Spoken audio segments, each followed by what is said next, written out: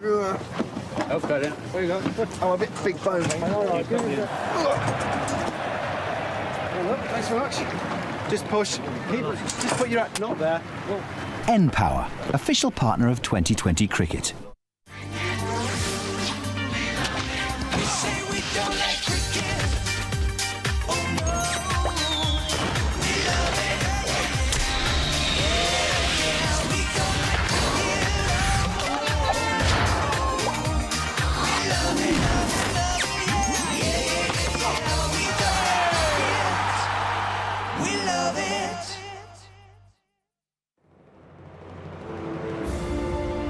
June 2003, and a new form of cricket was launched. No one was sure what to expect, but immediately 2020 captured the hearts of established fans, as well as bringing a whole new audience to cricket. In 3 years, 2020 has grown and grown and grown. Well done, sir! You've got yourself a grand! There are now leagues around the world, and international fixtures too, with a first ever World Cup planned for next year. Back home, the original 2020 Cup competition enters its 4th season. Stand by for more Midsummer Madness. Is it 6? It sure is! Baldy. What a shot. Oh dear, oh dear. Way! That's a big one. It's a great catch, magnificent catch.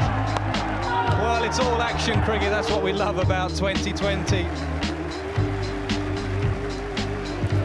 The 2020 Jamboree is back. All the fun, all the drama, all the sixes. And we kick off at the home of the defending champion Somerset as they take on Gloucestershire in this West Country derby. We're live on Sky Sports 1 and Sky Sports HD. Good afternoon. Let's get straight to it. The two captains are out here with me, John Lewis of Gloucestershire and Cameron White of Somerset. Away you go. Heads, mate. Heads has been called by John Lewis, and it's a head. You get to keep the 50p as well. What are you going to do? We're going to have a bowl. Reasons for that? It doesn't look quite as good as a normal Taunton wicket. There's a little bit of overhead conditions. I think maybe it might be a bit of rain maybe later on, so we just need to see how the chase will go later on. A little bit of car trouble for some of your gentlemen this morning.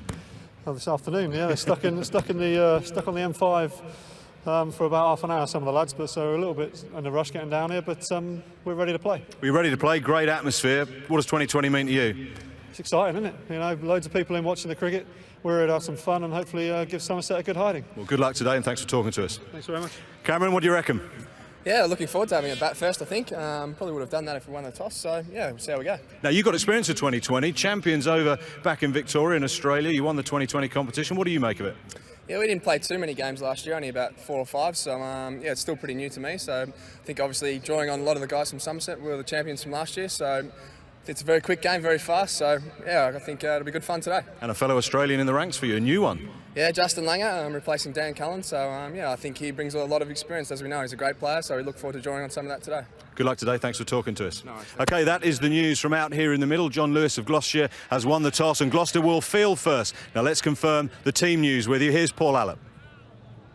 Thanks, Ian. Somerset, the champions, of course, from last year, Matthew Wood and Justin Langer will open the batting. Langer, who's never played a game of 2020 before, apart from a practice match the other day. Wood scored 360 runs for Somerset last year. Cameron White at number 3, the tyro from Australia. Just a youngster, really, and he's captain of the side. Parsons has been around forever. Hildreth, who took 10 wickets for Somerset last year, he'll be one of the players that's mic'd up for Somerset, as will Wes Durston. Harold Suppiah, what will bowl his slow left arm. Carl Gazzard, the keeper, he might bat higher than that as well. And the 3 seamers, Johnson, Willoughby and Andrew. Andrew took 13 wickets for Somerset last year. Gloucestershire Gladiators, Spearman and Harvey up front. Doesn't come much better than that. Spearman, a big hitting right-hander from New Zealand. Harvey has scored 300s in 2020 cricket. Nobody else has scored more than 1 in the competition. Adshed, the keeper, batting at 3. Gidman and Taylor at 4 and 5. Harding's coming in at 6, the all-rounder. He went for a lot of runs here last year. He'll want to forget that. David Brown, who hit a quick-fire 63 on Sky Sports, including 5 60s just last week. John Lewis, the captain, should be playing for England maybe in the one-day series. He's not. He's down here at Taunton. Martin Ball, the evergreen off-spinner. Carl Greenwich, son of Gordon, and William Rudge will take the new ball. Thanks so much indeed, Paul. So those are the two sides that will go head-to-head here at Taunton. And as we are at Taunton, we are, of course, at the home of the defending 2020 champions. Here's a reminder of how they won that trophy in 2005.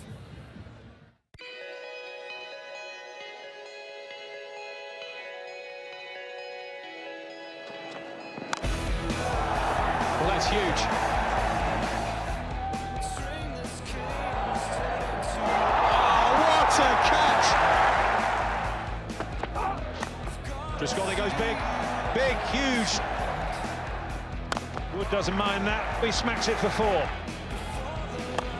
that's out. Well, that's a bit of a giveaway by Triscotti. Has he bowled him round his legs? I think he has. The Somerset Sabres are in complete and utter tatters. Oh, that's a big shot. 157 for 9.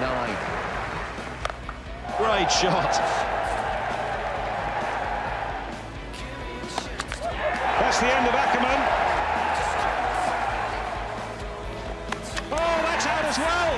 So Blackwell is working his magic here. Bowled him.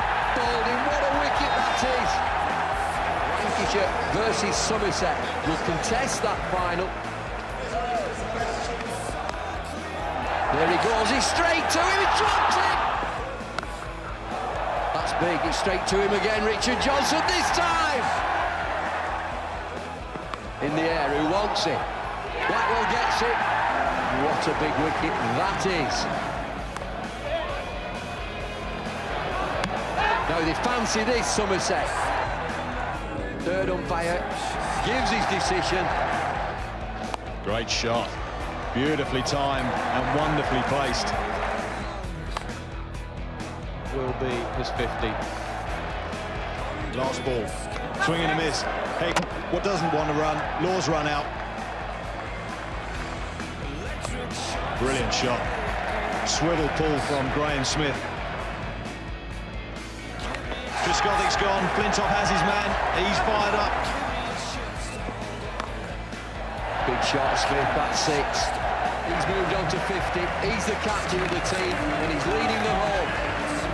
Well, Graham Smith, he wants to finish it in a hurry. That'll do. Look at little Hildreth there. There they go. Somerset, all of them. The whole of Somerset. Great scenes. The joyous scenes from the Brit Oval back in July 2005. Let's confirm exactly how the final went. Lancashire batted first, and from 16 overs it was rain affected. 114 for 8. Stuart Law, the Australian, well, now the Englishman, making a 59. Richard Johnson 3 for 26. 2 wickets for Andy Caddick and 1 for Ian Blackwell. Somerset chased it down with an over and 5 balls to spare. 118 for 3. Graham Smith, the South African, captaining the side on that day, was 64 not out, and Andrew Flintoff had 2 for 33 for Lancashire. So Somerset won by 7 wickets in the final at the Brit Oval. That is why they are defending 2020 champions, and I have a member of that winning side here in the dugout with me, along with our very own David Lloyd. Gentlemen, hello, good afternoon, David, and a very warm welcome to Ian Blackwell. How are you? Not playing? What's up? I've had a bit of a shoulder problem, which has now been sorted out, so hopefully in about 8 or 9 weeks' time I'll be back playing again. Joyous scenes from the Brit Oval we've just seen. Memories of that? Absolutely, came flooding back. Brilliant, wasn't it? Very good, very exciting. Exciting, that's the word for this competition. You love this, don't you? Absolutely love it. I can't believe that this is the 4th year. I think we've had 3 fantastic years. We've got an overcast day here, but it's going to be fine. It's official. It will be fine today. What's the key if you want to win a 2020 championship? I think what we did last year, which served as well, was actually get off to a good start with the bat. Graham Smith was a big key of that, and also Matthew Wood, who'll be opening the batting today. So if they get off to a good start, it gives you a great platform to go on with the middle order. You didn't necessarily get off to a great start last year, though, did you? You three losses in the preliminary rounds, still got through and won it. Yeah, I think so. I think if you get onto a winning start, it becomes a habit, and then you can just get onto a roll. And these games come thick and fast, and it's like I say, if you get off to a pretty good start, then you're in with a shout. It came as a bit of a surprise to you to get over to Somerset, didn't it? It did indeed, but it's a pleasant one. I was sitting at home training and hitting some balls on a bowling machine, so to be in England playing cricket's a nice thrill. Now, how many of these 2020 games have you played?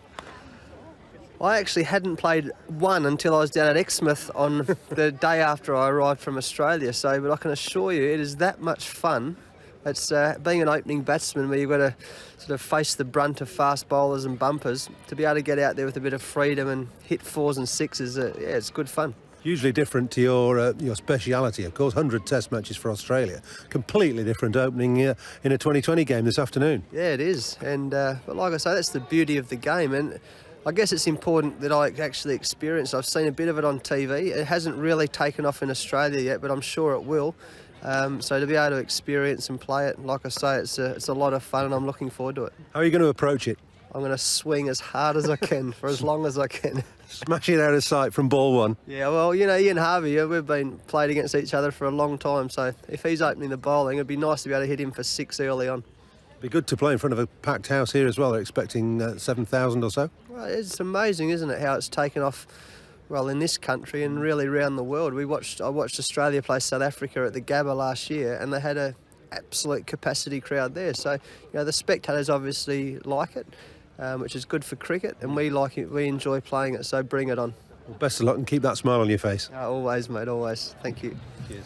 Yes, good to see Justin Langer over here. Good to see Justin Langer fit as well and smiling. And there was a little guest appearance from David Lloyd in the back of shot during that interview. But he's out here in the middle with me now. So too Ian Blackwell. Conditions, gentlemen, slightly overcast. Ian, you're the local. You're not going to get any rain, are we? I hope not. No, I think it might stay away. But, you know, the batting wicket will be superb, and I'm sure that it'll depend who puts the ball in the right area the most early on. This, for me, is the best place to play 2020 cricket, isn't it? Oh yeah, it is. I think this is a perfect setting. The boundary, the pitch, the atmosphere. Just talk about the atmosphere. The crowd are very aggressive and they're right on top of the players, and I think that you get a real response from the players. This pitch will be fine. It doesn't look as if there's any moisture underneath. It'll come through nicely off the quicker bowlers, and it's about batting tonight for me. You love batting here, don't you? Of course. I mean, you know, the boundary is about 50 yards long, and, you know, the wicket's superb. It comes onto the bat nicely, and, you know, it just encourages play your shots.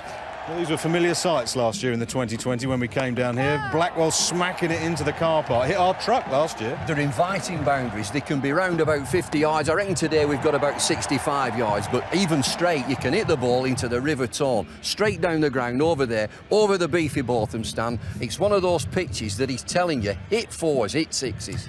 Gentlemen, we better leave it there because we must take a break. On the other side of which we'll be about 10 minutes away, but we'll also be looking at the rise of the phenomenon that is 2020 cricket.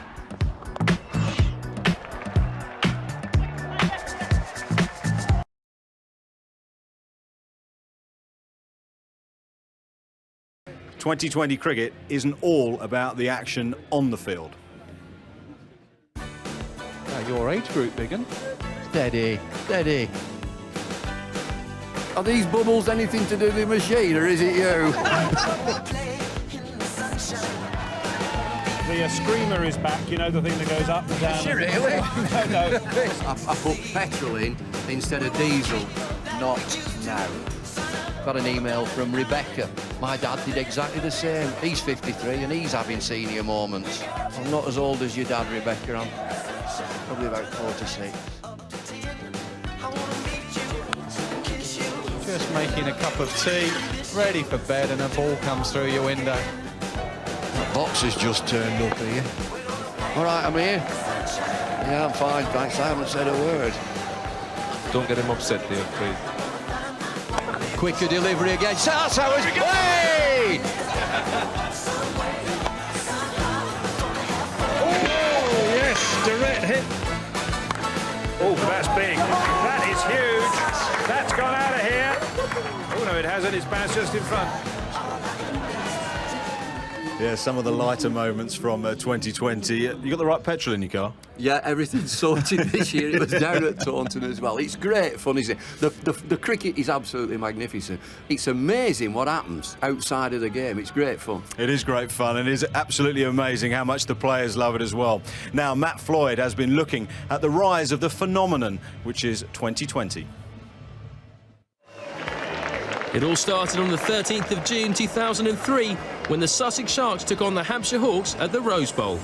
No one could have predicted the excitement that was to follow after a slightly inauspicious start. 2020 has liftoff. And it has liftoff with a ride. That's absolutely ginormous. Great ball!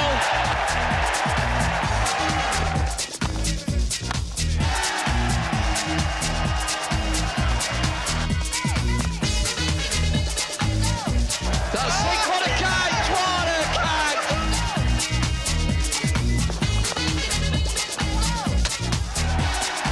He's probably meeting Britney Spears later. The game has now been signed up at international level. England have played 2 matches against Australia and Sri Lanka to packed houses. I think it's very, very exciting. Pro 2020, I think it's good for cricket. We needed that game. It's exciting for as far as the spectators are concerned, which is very important. I find that the players really enjoy it. At the end of the day, it's entertainment for the crowd. And if we can entertain the crowd, that's the way we go. The crowd certainly weren't disappointed. Last summer, England's demolition of Australia set the tone for one of the most tense and exciting Ashes series in living memory. And it's not just over here where the game has taken off. With the first 2020 World Championship to be staged next September in South Africa, 2020 fever has gripped most, but not yet all, of the cricketing world. I think people are accepting it more and more, especially because of how successful it has been in the UK. And if England can embrace it, then I'm pretty sure the rest of the world will want to, because England is always known to be very conservative, and the fact that they have done it well, and it's been very successful. The rest of the world realize that it's a good way to go. For test matches, the stands are full. For the one-day games, it's more than full. So India hasn't had that problem of people turning up and watching cricket matches, so probably they don't realise the importance of 2020. Didn't know how really it was going to work in Australia, but we played our first round of domestic games last year, and we got great crowds. And even the season before that, we played a couple of associations, had a couple of trial games, and we got sell-out crowds as well. So it's really taken off. Back in England, the profile of the 2020 competition as a marketable brand has been rising each year, allowing most counties, both large and small, to cash in heavily. None have taken to the new format more wholeheartedly than Leicestershire, who have made finals day on all 3 years so far and won the competition in 2004. For them, 2020 is more than just a bit of fun.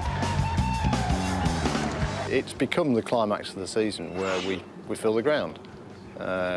We get anywhere between 4,000 and 6,000, depending on the opposition. I guess for a normal C&G type game, we'd probably get 1,500, and for a county championship game, 700 or 800. So it's a big money spinner. We're seeing the hospitality numbers grow, sufficiently so that we've had to bring in an additional marquee this year to cope with the numbers, and then next year, obviously, we're looking at increasing the number of boxes that we have. Women particularly, I think, if you said which sport would turn them off most, I think cricket used to turn them off more than football, actually. And I think the 2020, it's shorter, it's faster, it's more dynamic. I think introduces a different dimension to the game, I think they want to see that. We're entertainers, we love doing well in front of big crowds, and it's, those finals are what it's all about. It's, in a way, it's our test matches. If you're never going to play for England or not going to play for England, then these are your Lord's finals, and it's fantastic, and long may it continue. But it's not only the commercial side of things that have changed. During its short history, 2020 has evolved on the field, with players improvising and developing new techniques. I think the first couple of years, people just went out there and expressed themselves, whether they won or whether they didn't win. I think nowadays people are really making sure that there's a plan and they're sticking to their plans. And I think that's what we did very well in the last couple of years. We had our plans, we stuck to our plans, we took our egos out of the game. Game plan was everything.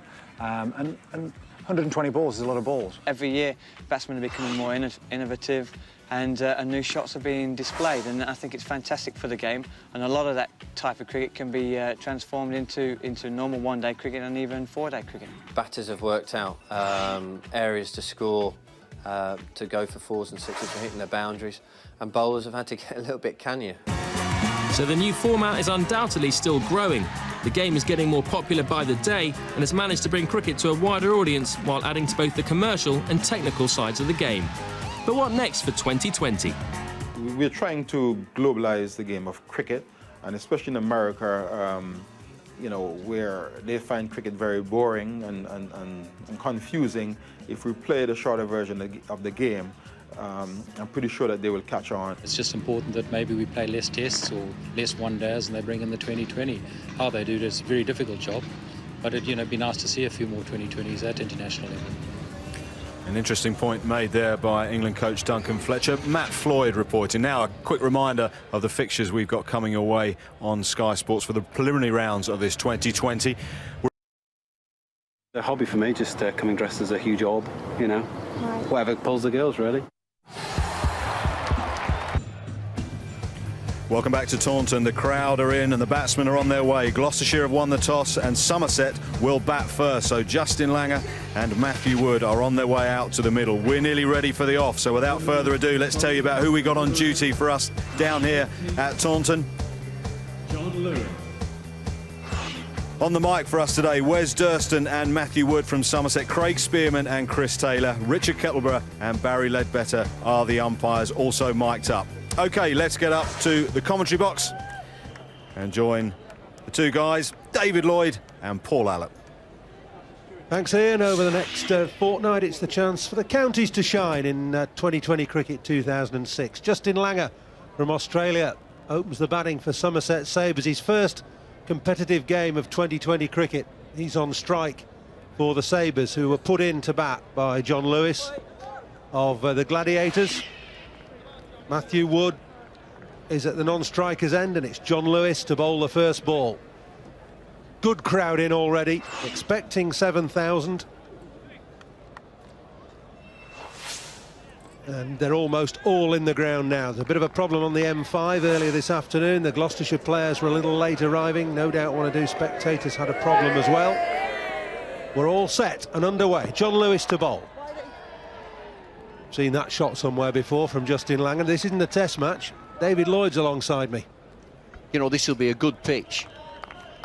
Had a good look at it, and I think it's a typical Taunton pitch that you'll get good bounce and good pace. It's a dry pitch. We said earlier that it just invites batsmen to express themselves and play the shots. Matthew Wood is Justin Langer's opening partner. He's a good player, is this boy?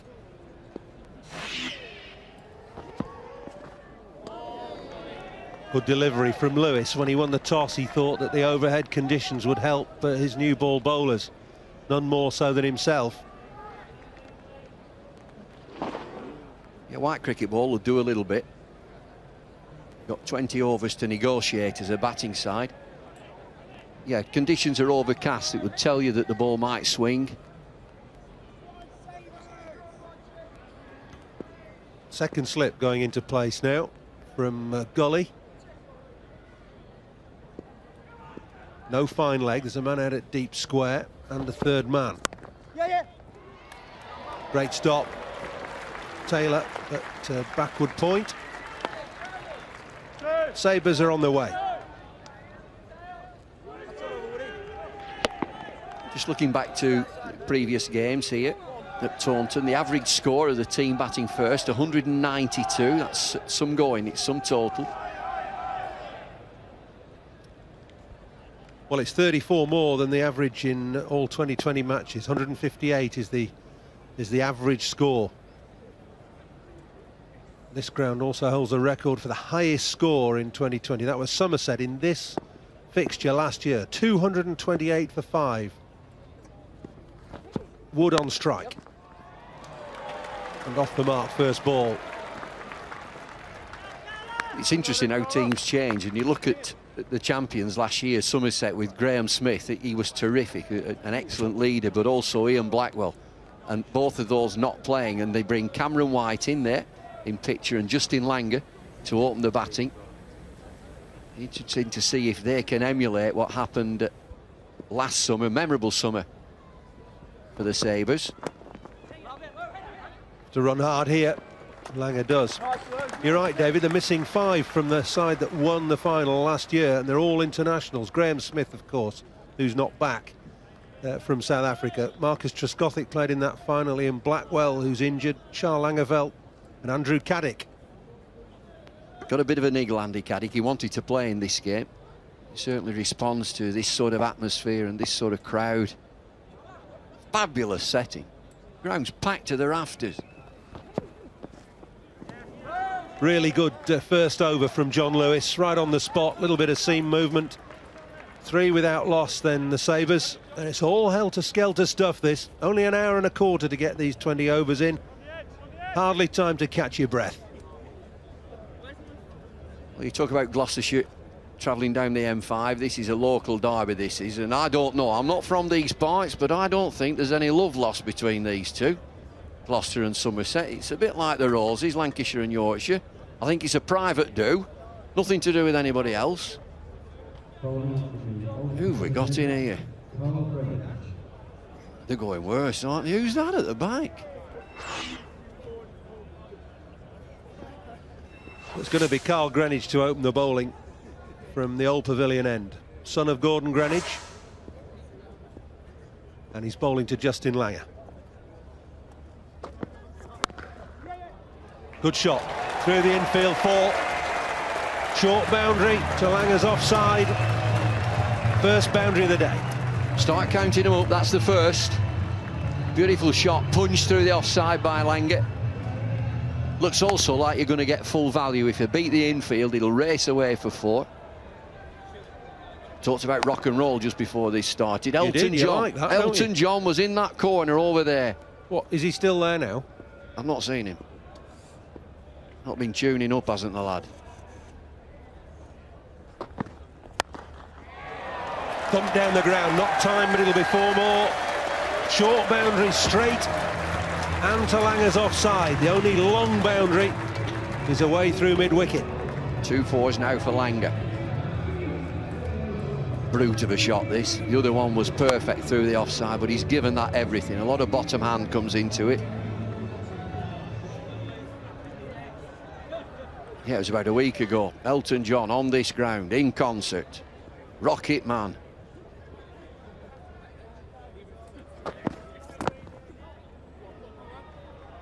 A leg by, I think. Bit murky around Taunton this afternoon. Chance of a shower, they said around 4 o'clock. 1 or 2 spots of rain in the air, but I don't think it's going to be much. You're the weatherman, aren't you? You are now, anyway. You are, you're the weatherman, aren't you? You got climatology degrees and all that sort of stuff, occluded fronts. It's from over there. Comes from over there. What, over that church spire? Reading, that's Reading over there, and that's where it's coming from again. Oh, the pickup. 6 4.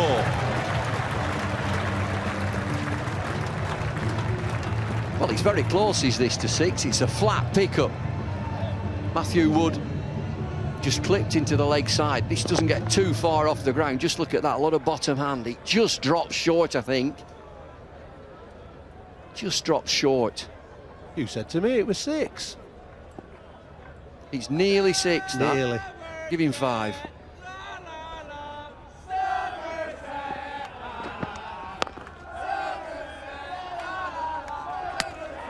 It's a good bit of fielding.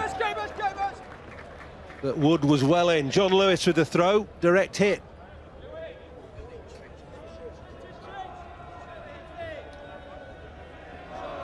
Fielding restrictions for 6 overs. 2 catches in there, 15 yards from the bat for the first 6 overs. It's a good over this so far, 14 runs from it. Yes, after the relative calm of that first over from John Lewis. Boundaries galore already. Oh, and Langer will feel he's missed out there. 17 without loss from 2 then. The Sabres after being put into bat. Have a look at the rules and regulations. Pretty simple, really. 20 overs a side, an hour and 15 to bowl those overs. Yet to penalise 6 runs per over if you don't get them in that time. 4 overs a bowler. 6 overs of fielding restrictions. Just 2 men outside the 30-yard circle and 2 catches in those 6 overs. 2 runs and a free hit for a no ball, a foot no ball, front foot or back foot. Wood chancing his luck. No joy for the bowlers in this competition. Inside edge 4. Well, they all count. This is supposed to go down the ground. Matthew Wood advances down, looking to either go over the top or through mid-off. He gets an inside edge. Bowlers think there ain't no justice. Was in the book as 4. 21 without loss.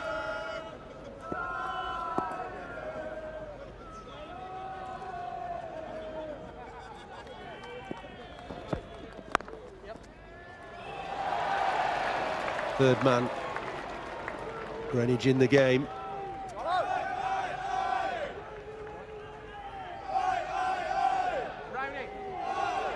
We saw Matthew Wood last year play some excellent innings. You talk about the big shots, you talk about Ian Blackwell and Graham Smith, but Matthew Wood, 366 runs. So he played his part in winning the 2020 for Somerset.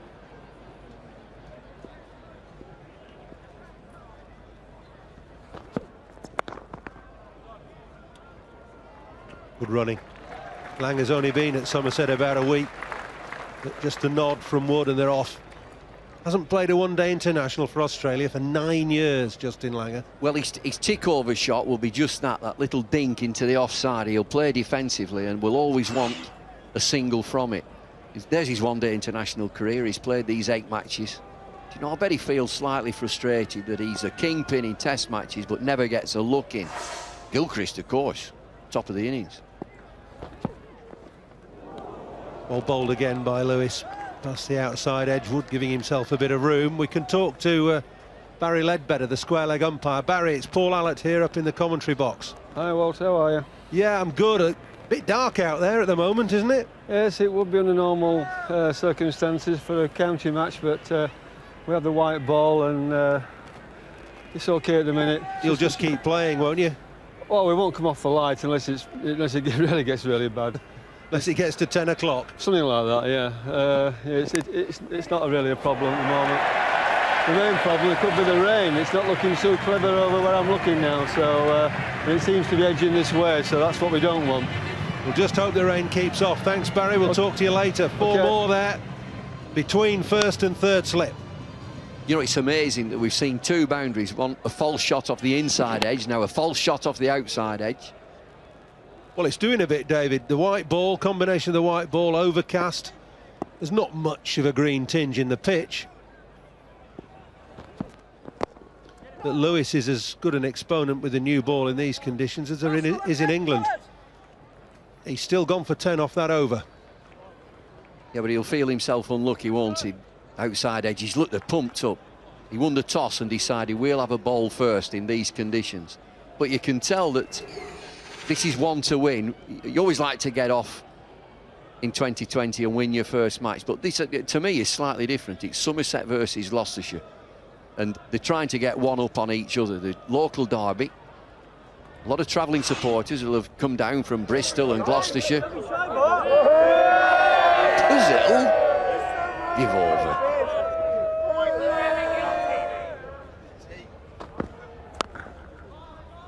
Bit of swing for Greenwich. That was Ronaldinho, wasn't it? Was, yeah. Ronaldinho and Ronaldo. Come on! Come on! There's Wayne Wazzers there. Hope his foot's all right.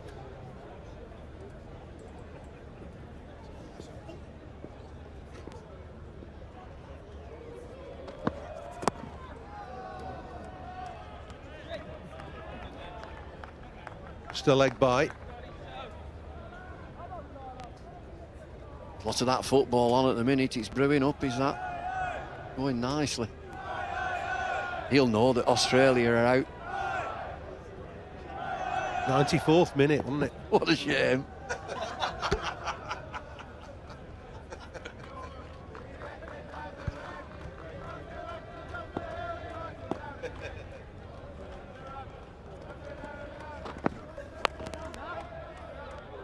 Come on, let's be fair. Nobody likes to see that. What, the Australians lose? 94th minute to a penalty. Disputed. Dubious.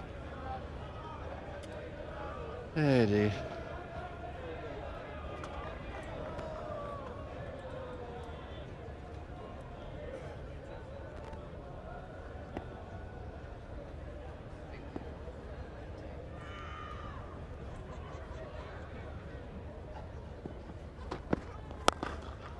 Shot through the offside. Beautiful shot on the up. All along the floor for 4. Lovely shot. How many boundaries now? 6 fours. Plenty for the crowd. I've got to tell you, I know that they were queuing up from 3 o'clock, and I got here at 11 o'clock this morning, and there were people somehow had sneaked in the ground. They were sat in the seats waiting. Did you think it was a 12 o'clock start? No, I like to get in and get the Prepared. atmosphere. Yeah, get the atmosphere. Not been back to that garage then for a windscreen or some more petrol. No, I put the wrong petrol in here last year. Don't mention that. Put diesel in when it should have been whatever the other is. You lost your windscreen here as well. What's going on? It's a jinx, is this place to me? An absolute jinx. Jeff Evans to my left, the third umpire for today. I wondered who that was. Yeah, well.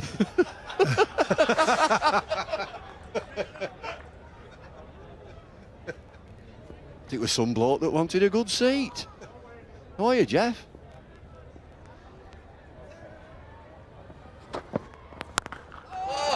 Smeared away.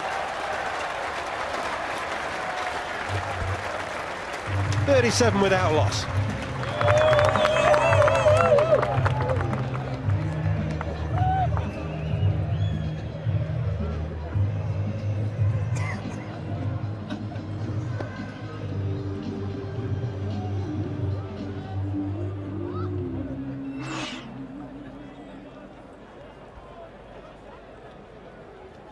.37 without loss, Somerset Sabres. Langer 15, Wood 19.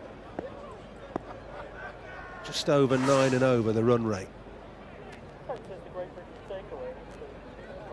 Just about what they aim for, around about 9, 10 and over there. It's good down here at Taunton. On the up, just 1. Let's have another word with Jeff. Jeff Evans is our third umpire. Jeff, what's the atmosphere like for an umpire when you're standing in a match like this?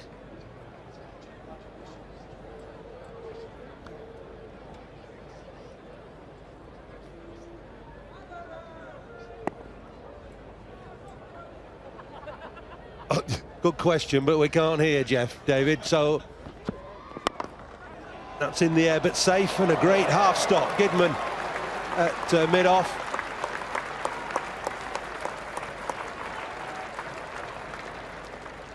Brilliant diving effort from Alex Gidman.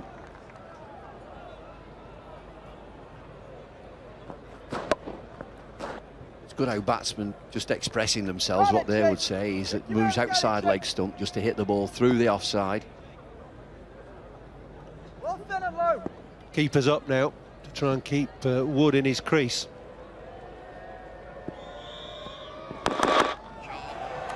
Drilled through mid-on, the hardest shot in the book to keep that on the floor. Great shot. Well, it's a new partner, is this, for Justin Langer. He's had the very best. Matty Hayden for a long, long time. But he'll be impressed by that shot. Come on, Jono, hit me hard here, Lou. Beats mid-on on his left. 8 fours now. That's Ronaldinho again with the teeth. In the air this time. Stand and deliver. Over mid-on this time. 8 balls left of the fielding restrictions, and the Sabres are going to make hay. Well, John Lewis winning the toss and bowling first. He'll do a bit. He's doing a lot to the boundary. That's 9 fours. Come on, Lou, hit me hard, Lou. Wood on to 29 already.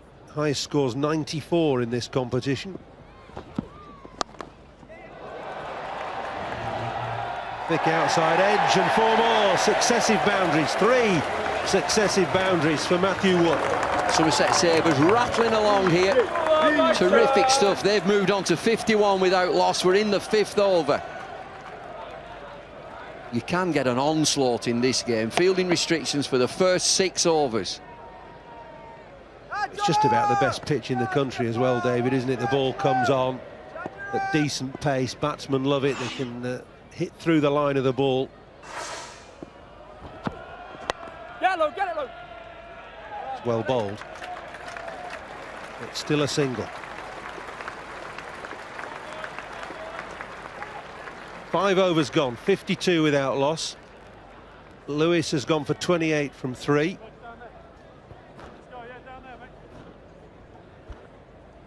Well, it's a perfect start for Somerset Sabres.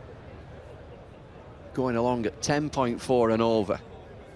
Weather is not flash, but the rain's keeping off. We've got a full house. We've got a great atmosphere. Plenty of batting still to come. And we're just at the start of our 2020 season. Give us a call, send us an email. What do you think of it? Who do you think will win it? I think there are some fabulous teams now. We're in the 4th season of 2020 cricket. There it is, cricket@skysports.com. Email us, let us know. Who do you think is going to win this comp? Who do you think's the best player in it? This bloke's not so bad. Ian Harvey. 300s to his name in 2020 cricket. Nobody else has scored more than 1 in the whole competition. He's coming on to bowl now. He's got a wicket first ball. Caught and bowled. Diving away, forward and to his left. He's broken the partnership, got rid of Wood. Harvey does his magic yet again. Well, class player comes into the attack, and nothing more than a gentle medium pacer, but it's on the money. It's a full-length ball. Matt Wood just chips it back, safe hands. Good catch, going down to his left, Ian Harvey. Gladiators have got the first wicket. They've been around the park so far. He's played well. Matthew Wood, 34 from 19 deliveries. It's 52 for 1. 19 balls for Matthew Wood for his 34. Got the Sabres off to a flying start. 90 seconds you've got to get out in the middle and take guard. Cameron White, the Sabres captain, is in at number 3. From Australia, from Victoria. Favourite TV programme? Queer Eye for the Straight Guy, David. Do you know that one? No. Should I? Well, I just thought it might be the sort of thing you'd be into, you know. That James Blunt, he's a lovely singer, isn't he? Lovely, that lad. Thought you'd change the subject. I think I did. It's not 6 o'clock yet. So, Australian to Australian, Harvey to White.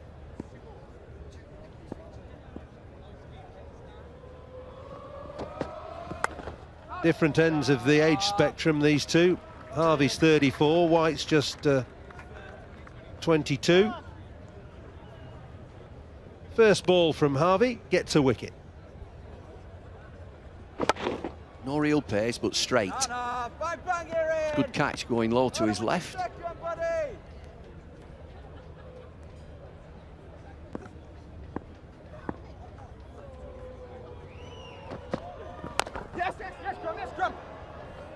Oh, White's away. Good up. Harvey probably got away with that delivery. Varies his pace so well, gets a little bit of swing as well. It looks like we're going to have a bit of fun this 2020 season with these TV programmes and best groups and best musics. These are young guys and they'll know lots of different people, won't they? And younger singers and these cult TV programmes that they're looking. I'm going to watch out for these from now on in. Yeah, I thought you might. Langer's a bit nearer your age than White, though. ER. You'll know what that is, won't you? It's not hesitation. No, he's got me there. His best mate, Matty Hayden. Several.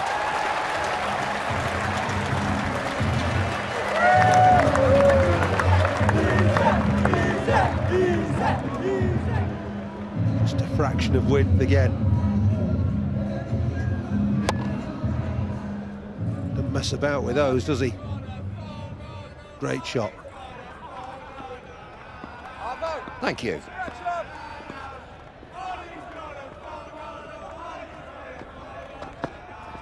Yes, Ben.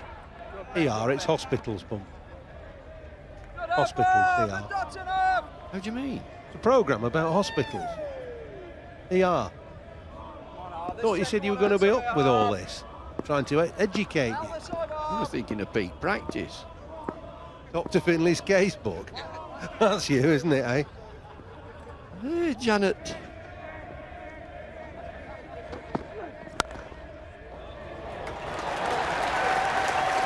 Just steered through the offside this time for 4 more. 9 off the over, 61 for 1. Just look at these cricket shots. 12 fours. What's Langer got? He's got 5 of them. Somerset's progress so far, going at 10.17. The average score at Taunton in 2020, 192.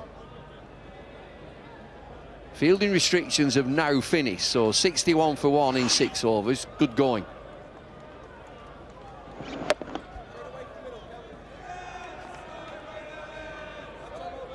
Langer 23 from 15. You almost feel as though he's playing a steady role. Look at him, 5 fours, 15 balls. White just to the crease. Only faced 2 balls. Lewis as captain is getting his 4th over out of the way. Just 4 overs maximum per bowler.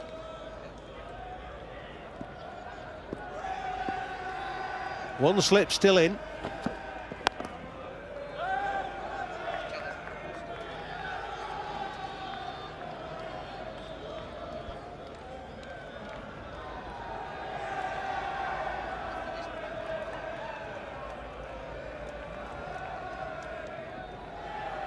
Five one-day internationals for Australia, Cameron White. Late last year, but mostly as a super sub.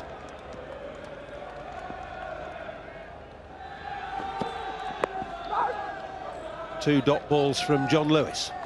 I think we can have a word with Chris Taylor, who's out there at backward point. Chris, it's David Lloyd up in the commentary box. Have you got me? See, they were like this last year, nobody speak to me. You're not having much luck so far, are you?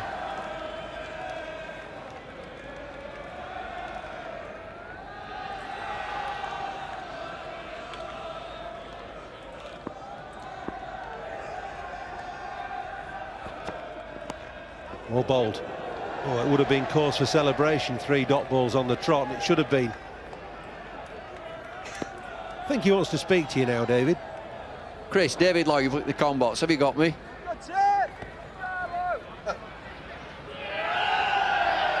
Chris, you can hear me, we can't hear a word from you, mate, so... Just give us a thumbs up.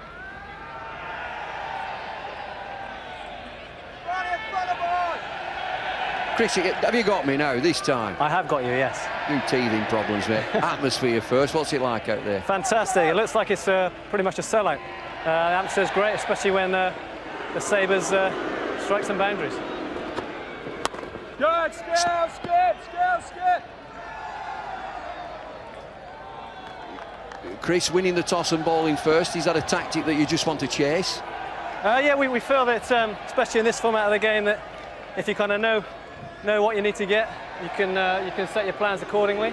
But also the conditions I see is quite gloomy, it's quite dark. I think Louis had some sea movement, so that was also part of the plan.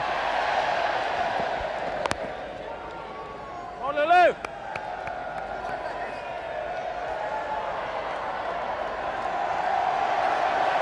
Chris, Bumble again. Hi, Bumble. Have you any sort of thoughts that if you could contain them to, say, 180 or 190, would that be comfortable to you?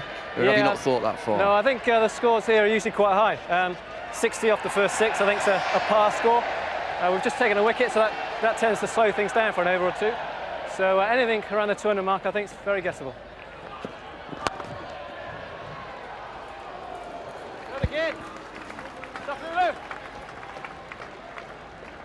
Good over from Lewis. He's finished his stint now. 4 overs, no maidens, none for 31. Economy rate of 7 3/4. He'll probably settle for that. But the overall run rate for the Sabres is just over 9, 64 for 1 after 7 overs.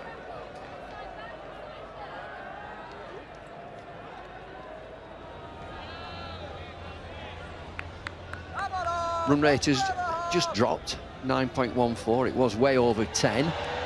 So these fielding restrictions are just taking effect. Harvey to start his second over.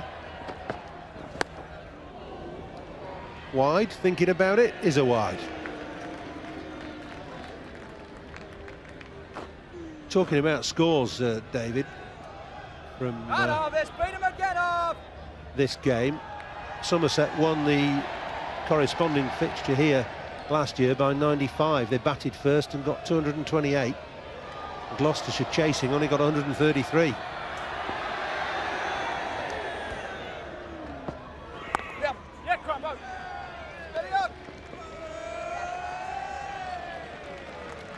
Yeah, we were here for that game, and Somerset really did dominate.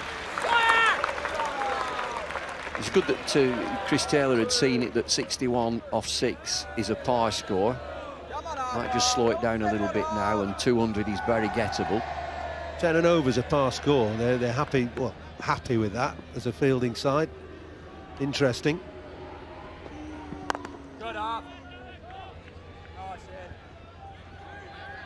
Ian Harvey back in their ranks, of course, after his time with Yorkshire.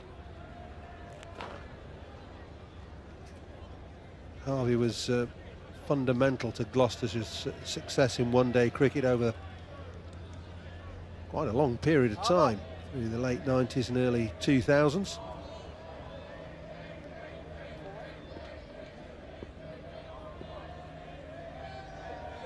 Field spread now, just 4 men in the circle. Plenty of boundary riders out. Drill straight, nearly cleaned up Cameron White, and Long Off can do nothing about it. He's enjoyed that. He'll show very little emotion, Justin Langer.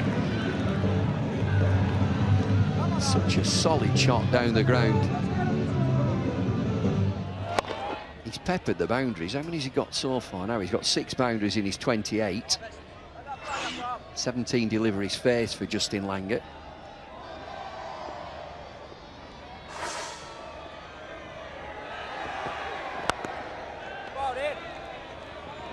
White's pushing for 2, he won't come back. It doesn't look to me, Justin Langer, as if he's going to be a 6-hitter. I think he'll look to try and pierce the field rather than go over the top.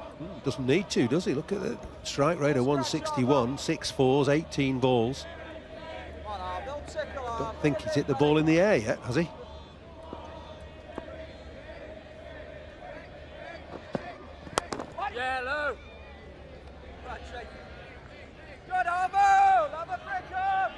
Got plenty of batting to come, Somerset, with the Parsons and Hildreth. Old stager Keith Parsons, but loads of experience. James Hildreth, very exciting player. They've got plenty to come. Full of all-rounders. Durston, Sapphire Gazzard gives it a hit. So does Richard Johnson. Nice arm. Can't come back for 2 there. 8 overs gone, 74 for 1.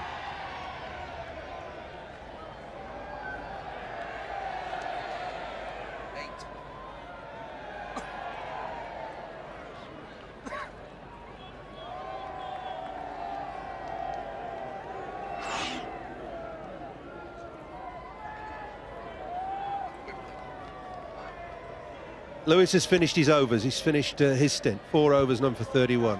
Greenwich, none for 21 off 2. And Harvey, 1 for 19.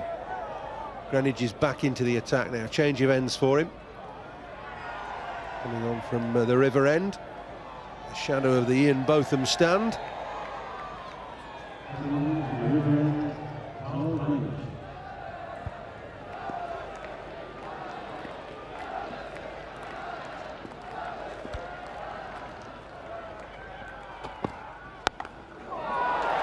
Smeared away. Short boundary and 4, so White's on the boundary trail. It's an extraordinary shot. As soon as he sees it with the width, looks to go over the top. I think he's looking for 6 also, just to get the ball straight into the boundary, no bounces.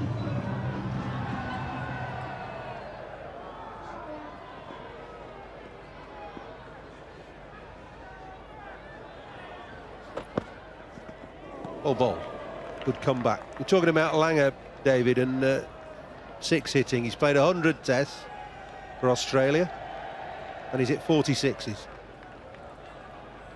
It doesn't strike me as being a batsman who goes out looking to hit 6s. Some get reputations that he's going to hit 6s. This is dangerous, but he's looking to pierce the field, certainly through the offside.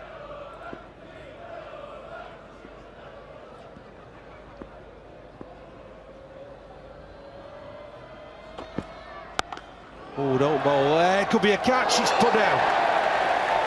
Very difficult to pick up in all sorts of ways.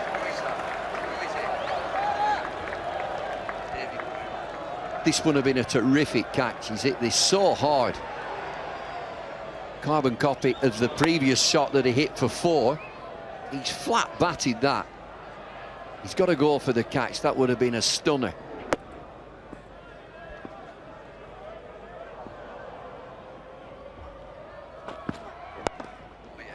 Flicked away, but this fielder out just in front of square.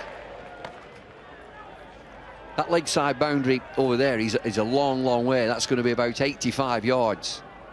I think tactically Somerset will have decided that that boundary there, they will bowl spin bowlers from the river end to the long boundary.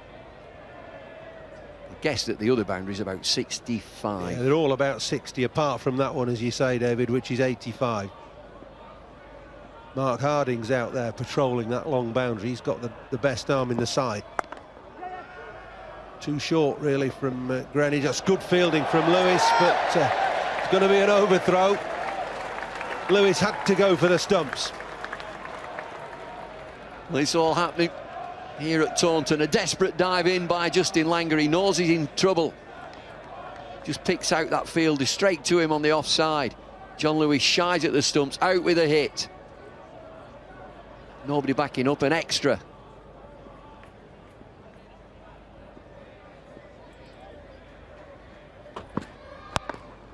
Going for the Yorker.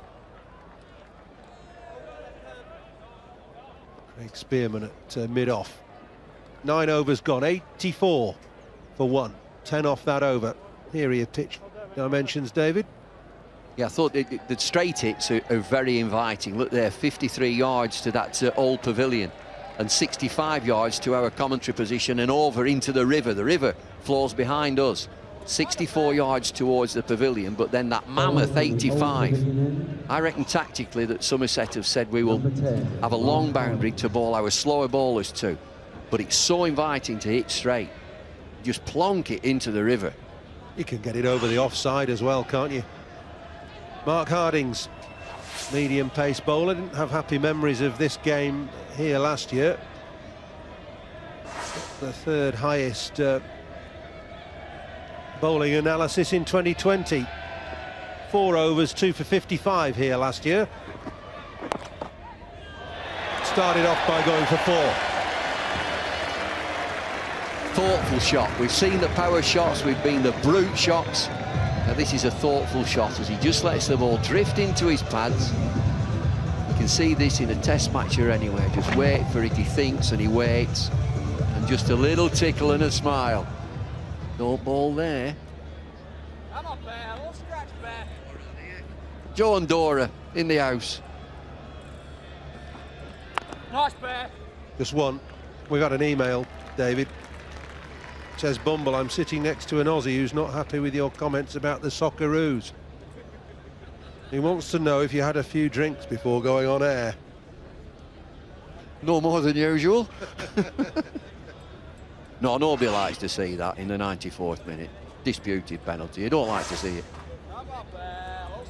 He's still here, that man in the blue shirt. Who is he? Straight. Didn't quite time it, didn't quite middle it, but it's gone for 4. Cameron White, Ian Harvey on the boundary, goes for the catch, he has to. Would have been a fabulous effort. 16 fours now.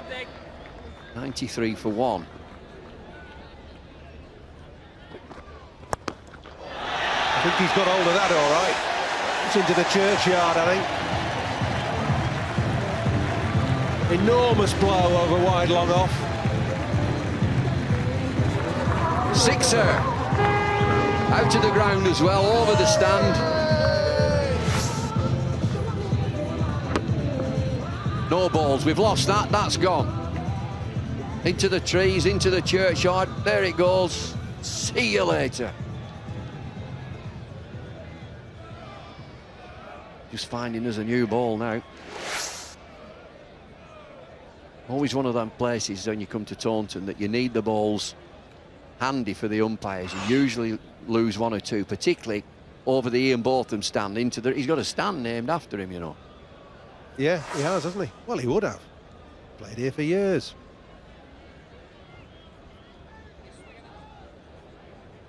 It's wide, isn't it? It's built in his dimensions.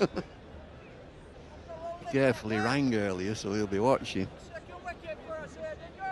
No offence, Ian, lad. But he's putting a bit of timber on, isn't he? Is he? Slower ball. It's all that shredded wheat, isn't it? Very good for you. Harding's 15 off 5 balls. He's on for a repeat of that analysis from last year.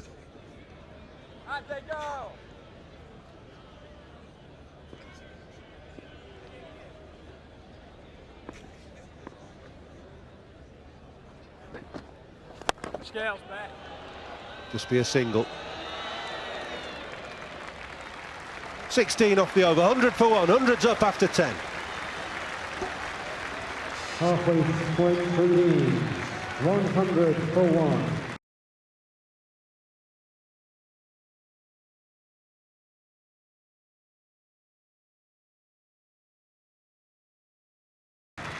Come on.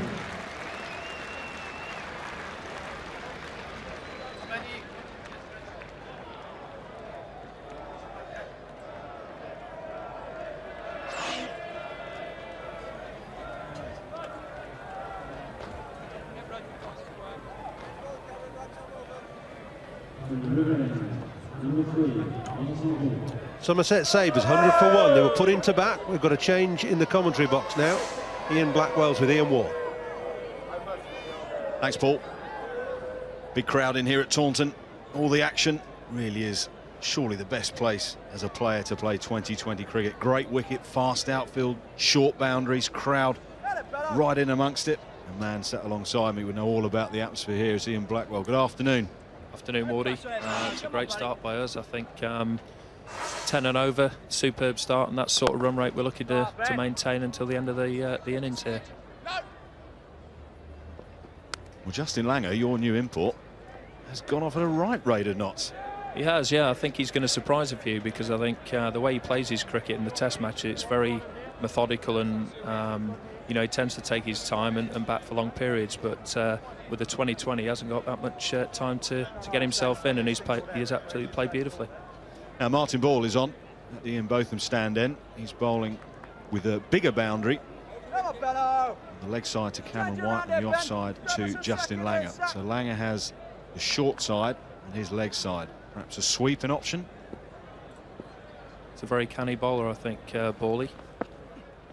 He will look to mix his pace and lengths, and you see there, I think he'll try and spear it into Cameron White because I think he'll look straight and look quite big. Carl Greenwich tidying up on the offside. It's all change for the right-handed Cameron White. They move quickly, doesn't it? When you're out in the field, you've captained these games before. You've got to think quick. It is. It's carnage, and so it's a real roller coaster for the first 6 overs. And here we go. 6 more to White. Fantastic shot there. 6 and plenty. Slams into the wall of the pavilion. Richard Kettleborough raises his arms. That's a quality shot from Cameron White. The man in the back row didn't appreciate that because it cannoned off the wall straight onto the back of his head. certainly need your crash helmets out there in the crowd, and I think that's another superb shot from Whitey. Oh, he's gone the other way. Thick outside edge, and can't buy a bit of luck, Gloucester, at the moment. Very clever shot. It's a very effective shot, that's for sure. Much to think about for Captain Lewis and bowler ball. Thick outside edge. Who'd be a spinner at Taunton? Unfortunately, I have to, but yeah, I don't think Bawley will be too pleased with this start. Nice, Ben. Love it, Ben. Love it.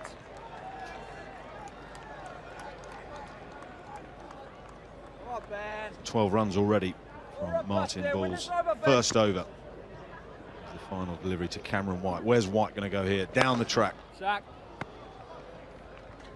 So a good over again for Somerset. 13 from it. 113 for one. Great start. It is a superb start. I think the guys will target above 200, I think, at the start of this innings. And it all pays when you get off to a great start in the first 6 overs, which we have done. 228 is the highest score down here at Taunton in this match last year. And with 9 overs to go, that's a distinct possibility. Parsons, Hildreth can strike a good ball, so too Durston, the young Sapphire, Gazzard, Richard Johnson. There's plenty in the hutch. There is. We've got some guys who get the ball in some funny areas as well at the end of the innings, so it could be entertaining these last 9 overs. High in the air, who wants it? Who's going to claim it? It's going to drop safe.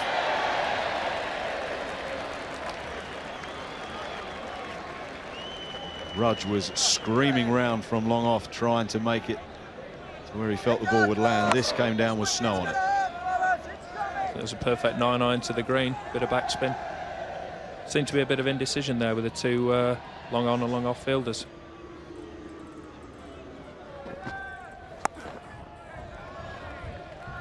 Chirpy innings from Cameron White. He's already up to 40.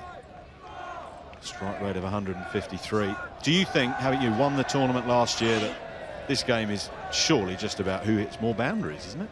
It is, but I think it's not one a ball, it's almost 2 a ball. And I think that's something now that the team who hits the most 2s, especially away from Taunton, where we do hit the majority of boundaries here, but you know, I think the 2s come into play as well, and the running between the wickets. But say here it is 4s and 6s, which it's great for the crowd.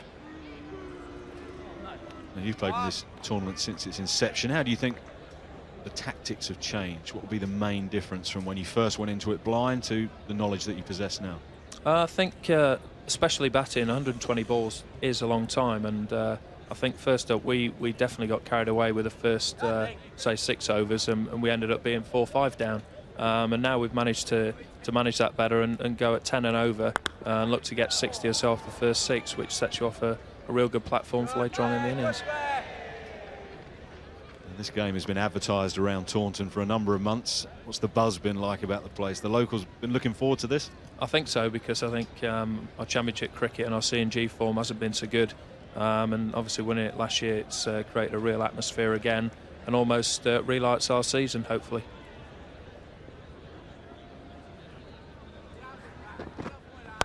Big shot again from Langer. Slamming it down to long off. Hasn't looked to go aerial as much as Cameron White. Differing styles. Yeah, definitely. It looks like he's going to hit the ball hard along the floor. He picks his gaps, and he's got the reward out the first 6 overs especially. Cameron's a bit more, I'd say, gung-ho, and he'll look to hit the big shots and go aerial.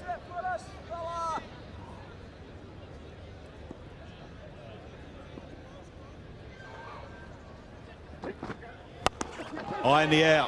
Again, he's found the gap in between the stumps and the long off and long on fielders, and Langer scampers back for 2. So 12 overs gone.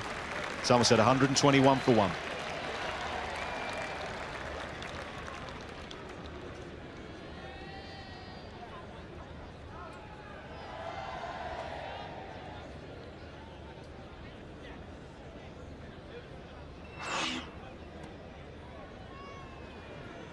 Welcome back to Taunton. Home of the defending 2020 champions Somerset. They've made a cracking start to the defence of their title in this first game against Gloucester, 121 for 1. Justin Langer has only been in the country a week. 40 not out from 25, and his fellow Australian Cameron White, the stand-in skipper, is 43 not out from 28 deliveries. Extraordinary strike rates 7 boundaries for Langer, who faces ball. Big hit. We said he wasn't going to go aerial. We got it wrong. Into the crowd, 15 rows deep, and what a catch. Great catch that, and what a shot. He's just advanced down the pitch and really thrown his arms into that and managed to pick the gap at mid-wicket and hit it nicely into the crowd. Well, as far as sweep slogs go to the spinners, he got it right in terms of aiming for the shorter boundary too. He did. It's only a little nudge over there, and you know, I think that'll be the targeted area. He targeted it again, Justin Langer. Scream of no from Cameron White, so just the single. Ball had his fielders spread far and wide on the leg side for Langer, but 6 sailed over all of them. Change in field for the right-handed Cameron White. Just 4 men inside the circle for Martin Ball and Gloucester, and they are not looking to save one, really. Certainly the men on the offside are sat deep, trying to protect the boundary. I think they know that Cam's going to probably hit it harder than most, and I think that's probably wise that they are actually on the ring, and they know he's not going to push it in there for 1. He's managed to find the gap there for 2, which was clever batting. He placed it and paced it to perfection. Cameron White knew where the fielders were out on the boundary and knew where the gap was to scamper back for 2. It was a better delivery as well from Ball. He was a bit unlucky there. He's got the ball into the block hole on leg stump, and Cam's managed to just tuck him into leg side for 2.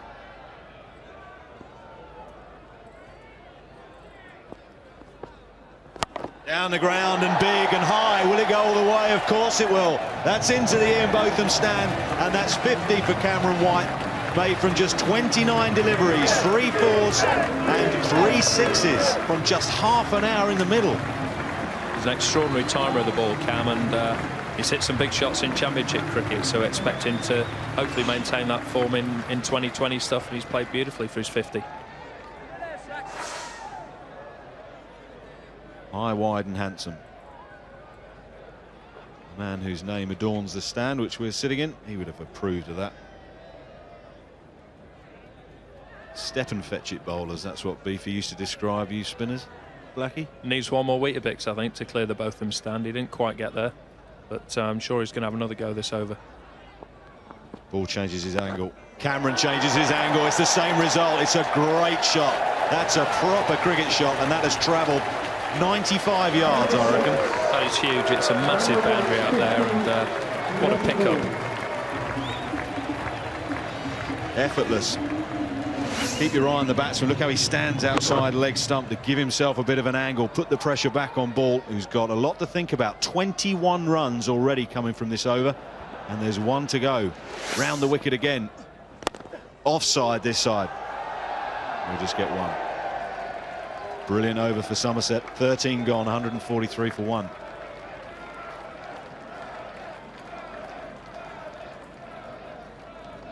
Three 6s in that last over from Martin Ball. 2 overs for 35 for the off-spinner. He tried everything.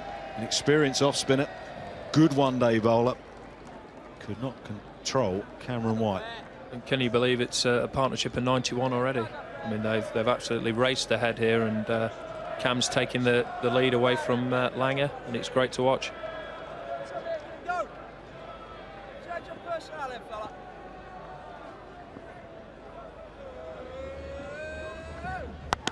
Big hit again.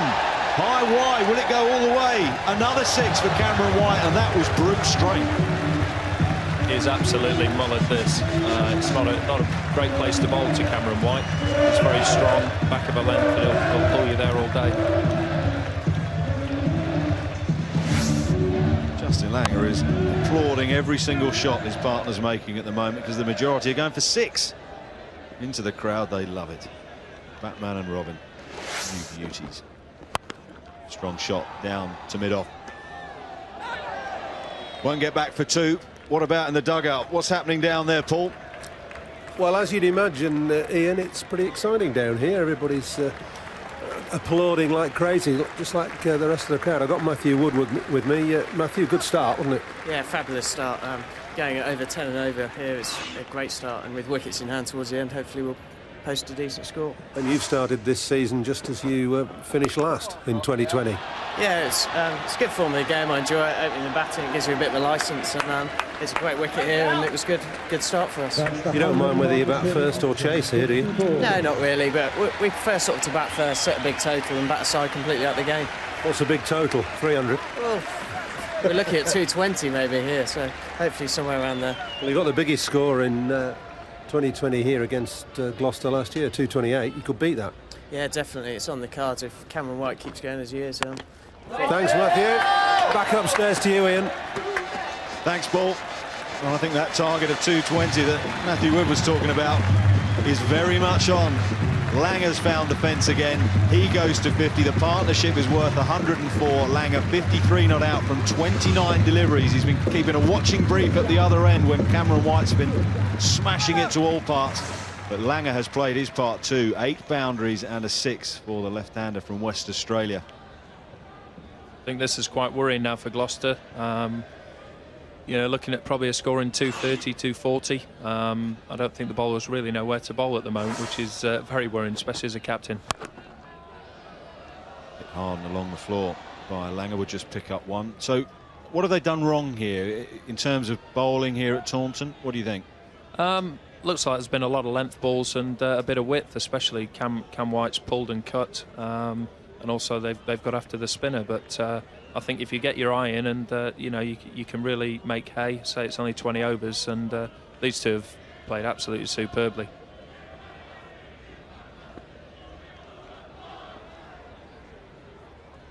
Adshed, the keeper, is up to the stumps. Here comes Hardings. Big shot again from White as he cleared them out of that one. He has another 6 for Cameron White. His 6th of the innings. He goes to 71 from 35 deliveries. 14 overs gone, 163 for 1.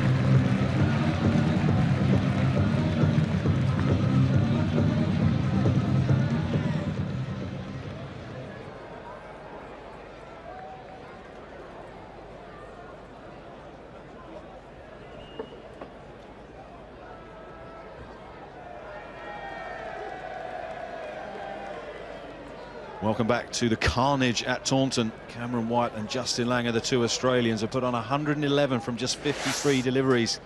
6 sixes for Cameron White, and this was the last of them, and it was a beauty. I think Hardings is a little unlucky there. I think on any other ground it's probably a wicket, and I think they both turned around and expected him to take the cat out long on, but just snuck over that not very big boundary over there. Well, it is a short boundary, but the batsmen know it, the bowlers know, and it's a fair game to target it.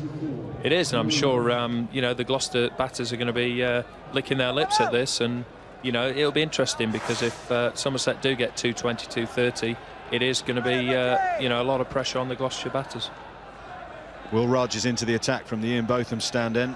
What a time to come into the attack. Langer's gone after him, but skewed it over backward point, and he'll come back for 2.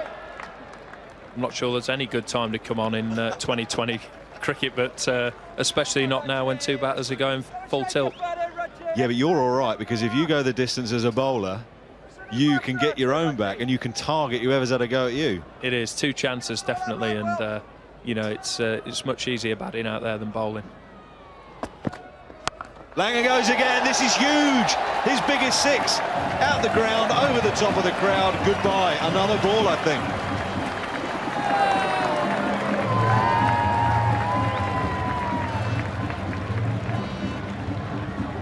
Well, I don't know what he's been doing in Australia, Justin Langer, in terms of rest and recuperation, but I think he's been carrying a bowling machine around with him in the back of his car because he looked in awesome nick.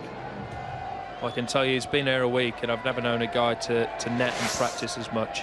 His work ethic is second to none, and you know, the young guys there, it's a great example to take, and you know, it just shows you he's come into 2020 cricket and he's you know, 62 not out of not very many balls.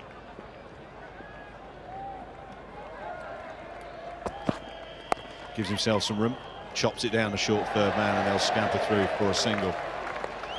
Hey, you mentioned Langer's work ethic. In terms of an overseas player in the dressing room, he's got to be one of the perfect exponents of how to be a professional cricketer. Oh, that's spot on. I think we first had it when Ricky Ponting came, and you know, he just lifts the guys his sheer presence in the dressing room and what he has to offer the youngsters is second to none. And you know, his work ethic, I think, like all the Australians, just shows you, you know, why they're a leading force in cricket. Back to full fitness now. Justin Langer took a horrible clunk on his head, a bouncer from Mackay and Tini out in South Africa during his 100th test.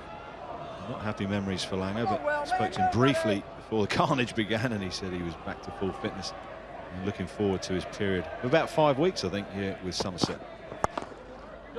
Just managed to notice that Justin Langer's actually got an England badge on his sleeve, so maybe he's supporting the Poms for the rest of the World Cup. I think we need to get a close-up of that and take photos. There it is.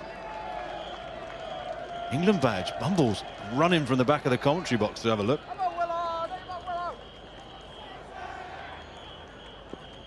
Switched allegiance in terms of following the football team, apparently, according to David. Gone again, Langer. High and handsome. Another maximum, superb shot, straight down the ground. You can't defend that, but he's hit that so sweetly. Seems to have so much time. As soon as the bowlers let it go, he's got a plan of where he wants to hit it, and his execution there was superb. Well, we're one delivery shy of 15 overs being bowled by Gloucestershire, and the Somerset batsmen have taken them for 18 fours, and now with that blow from Langer, 9 sixes, and he knows he got it. He loves it. Fantastic. Gone again, drilled in on the floor. But for a moment it was going to scoot in the gap. He just picks up one. 15 overs gone, 180 for one. Yeah, I think it's a real buzz as a batter with a full house and your home crowd, and you do actually catch one sweet, and you know as soon as it leaves the bat it's 6, and you just get that fraction of a second to relish it.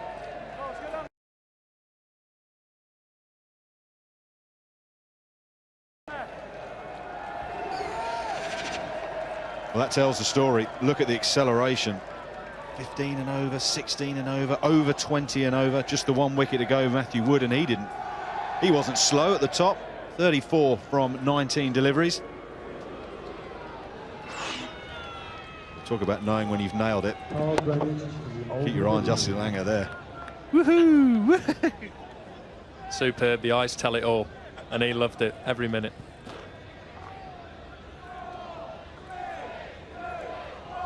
And this is a man described as a nuggety left-hander opening the batting for Australia. Gutsy, courageous, prepared to bat time. Just proves 2020 really brings the attacking instincts out in us all. I think Greenwich must be on for a record. It's his 3rd spell, I think, in this innings. Now another go from the far end. Drilled again. That's a quality shot.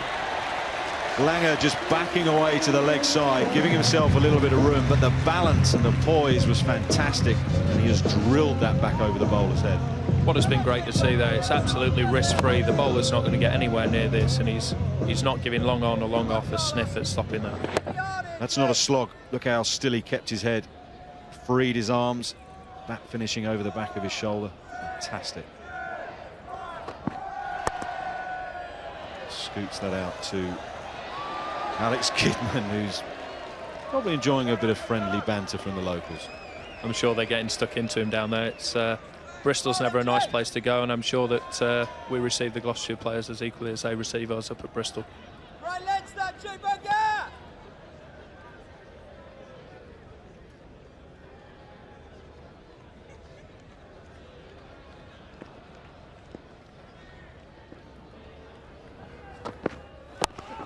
Squeezed away. Oh no, not in front of them, not in front of the locals. The crowd have got to him. It's a nightmare for Gidman there. What could have been 2 is turned into 4, and you know, we'll take the runs. It's all welcome. Oh, I'm glad I retired. Not your cup of tea, Wardy, this. Not when he did something like that. There's nowhere to hide either. Nowhere to hide. That's good bowling from Greenwich, and a hint of in-swing perhaps there. I think they've got 4.5 overs to get the ball in the right area now, and I think if they can keep us to about 215, 220, I think they'll consider themselves a good finish to the innings.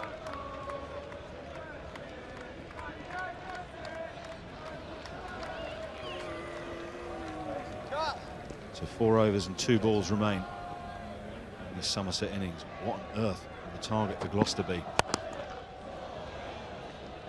finds the man at long off. It's actually another good delivery there. They've put a few in the right area. It's very difficult to hit a low full toss out the park, and they've just managed to get it up to long off for 1. The current run rate is 12 and over. That will take Somerset to 241. And with men in the hutch, who knows? So that's fantastic, and you know, the guys will be hoping that these two see it through, and hoping that'll be a few more than 241. And I'm sure we can defend that. He's grinning as he lowers the mic. It's because he's not having a bowl out there. Well bowled. Plenty of encouragement from the keeper, and he's got away with it. Carl Greenwich came back well the last 3 deliveries, 12 runs from that over, so 4 overs to go. Old Greenwich's final bowling figures, 4 overs in 4 spells, 0 for 43. Langer 76 not out, 38 deliveries. Cameron White 78 not out, 39 deliveries. The Australians are matching themselves shot for shot.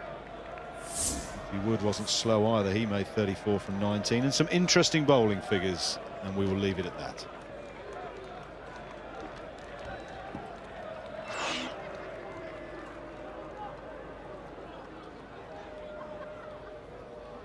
John Lewis, a friendly word of encouragement to his young charge. I'm not sure what he's going to be saying there, but I think Blockhole and Yorker might come into it. Now, your mind can get scrambled when you play 2020. It happens so quickly. Enough's going on, the adrenaline is pumping. In fairness to Gloucester, they didn't have the greatest of preparation. Half of their players were stuck on the motorway after a rather nasty accident. They didn't get to the ground until very soon to the start. So important to try and lower the adrenaline. Swing and a miss. It's never ideal, that, as a team, because you'll want to prepare in a certain way. You'll have set certain time goals for each thing, and to have that messed up at, you know, right before the start of the game is going to have some effect on the guys. Adam Hollyoake used to have a theory when he captained Surrey that the warm-ups before 2020s were so important to try and lower the adrenaline levels and the expectations, to stay as calm as you can before the game starts, because once it starts, it's all action and there's no time to think, no time to settle. Bardwell. It is very important to keep a cool head out there, and you know, it can run away from you, like you said, and you know, I think it's a bit of carnage, but you just got to ride the roller coaster and hope for the best sometimes, especially on a fast outfield, great wicket with short boundaries. The man with all the problems, John Lewis. The boys are in, they're loving it. It's the ciders flowing.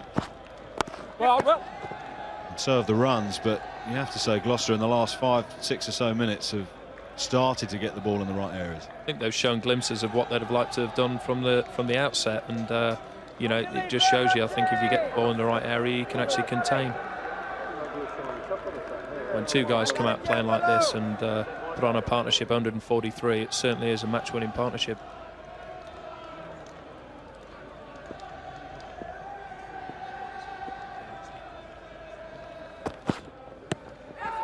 Cheeky from Langer, Phil from Rudge for LBW, but too high, I would suggest. Richard Kettleborough, the umpire, signals leg byes.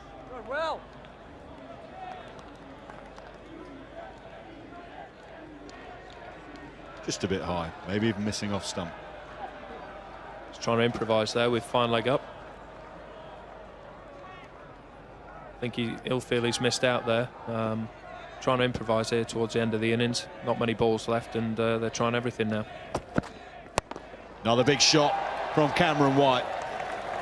Well thought out shot too. Gave himself room, looked to hit up and over extra cover. A couple of bounces into the fence. Superb shot this. He's just giving himself a little bit of room. Set it into the vacant extra cover area, and you're going to get 4 all day there, because it's so fast and short down there. Now Ian Harvey, who's on the Gloucestershire side, has 3 2020 hundreds to his name. I wonder if we might see another one today. They're a bit of a rarity. 83 not out from 42 balls for Cameron White. Gone again, up, high and over. Short third man, another boundary. Is 6-4 to go with his 6 sixes.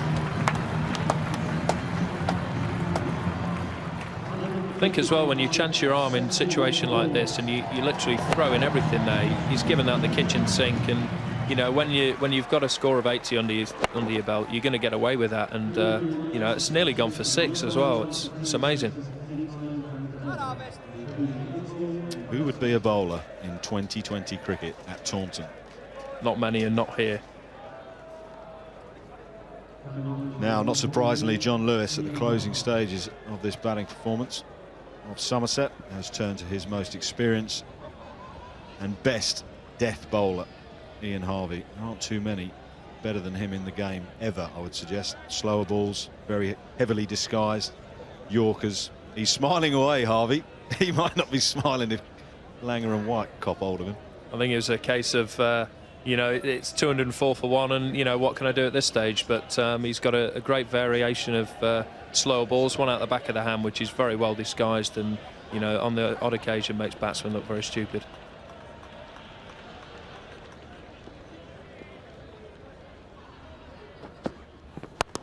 Big shot from Langer. He greets him with a boundary slap back over his head. Harvey looking just to get a little loose, I suppose, get through his action. Langer was having none of it. I think one of these two could be looking to surpass Graham Smith's high score of 105 at this ground last year. Langer's certainly going about it the right way. He's smited that one straight back over Harvey's head, and I think he's moved on to 81 now. Superb.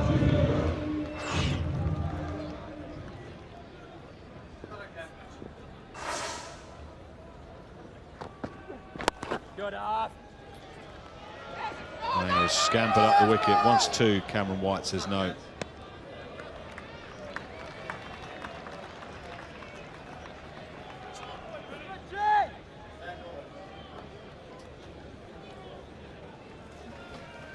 We're just hearing from the third umpire that another minute will be given to Gloucester in terms of the time they're allowed to bowl their 20 overs, simply because they kept having to get the ball back.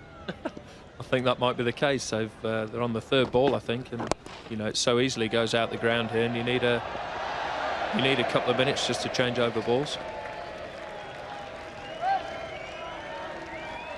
Now, full house here at Taunton. The cordon bleu menu is in full swing. It's off the menu at the moment, Wardy, I'm afraid. For you? Salad, please.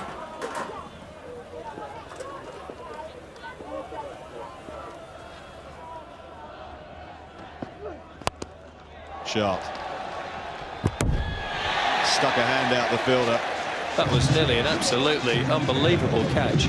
Would have been a superb one-handed catch. I think it's unfortunately gone for 6 as well, just to add insult to injury there.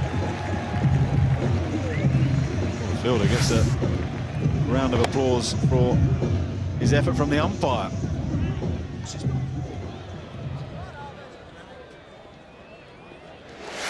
David Brown with the athletic effort.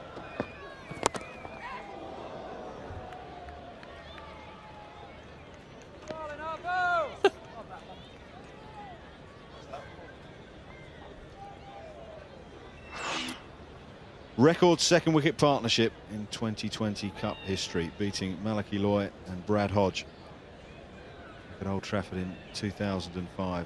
165 not out. Extraordinary entertainment.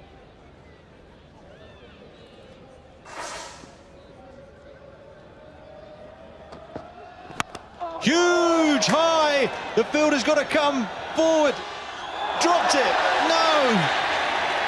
It's all happening, Wardy.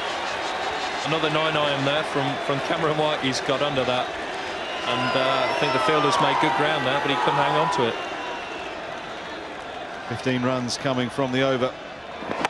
18 overs gone, 2 to go, 219 for 1.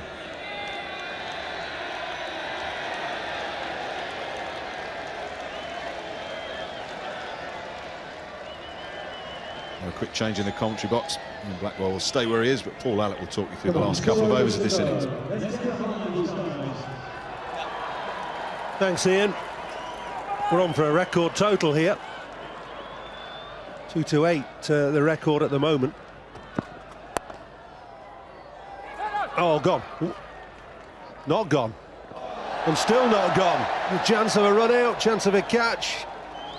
I think Borley's going to appeal for a catch here. Couldn't quite see from up here whether it carried or not, but I think he's pretty convinced that it had. I don't think Langer's particularly happy with that. Well, he's a feisty character, is Justin Langer. Third umpire's having a look at this just to see if the ball is carried. Martin Ball is the fielder. Well, he's held it up and then he's decided to throw it just in case. Not easy to tell. I think this will be a better angle.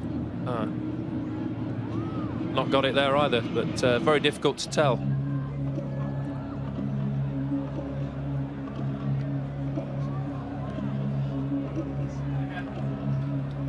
Jeff Evans up here in the commentary box wants to see that again.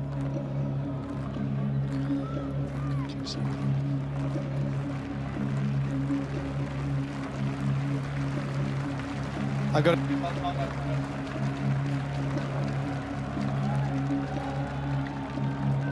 Well, third umpire's decision is coming up now. Not out. Langer lives to fight another day. 2:20 for one. 11 balls remaining. Langer 90, White 90. I think the guys will be looking for probably another 22 to 25 runs from these remaining 11 balls, and there's no reason why Cameron White, in the form that he's in, can't carry that out. 168 unbroken, this partnership, best ever in 2020 Cup cricket. Beats the 167 from Hodge and Maddy. Not been too many dot balls in this partnership. There's one there. It's been a great effort by these guys. Just the sheer power of some of the shots and the amount of sixes, 10 sixes in all, and that's just shows this is a match-winning partnership.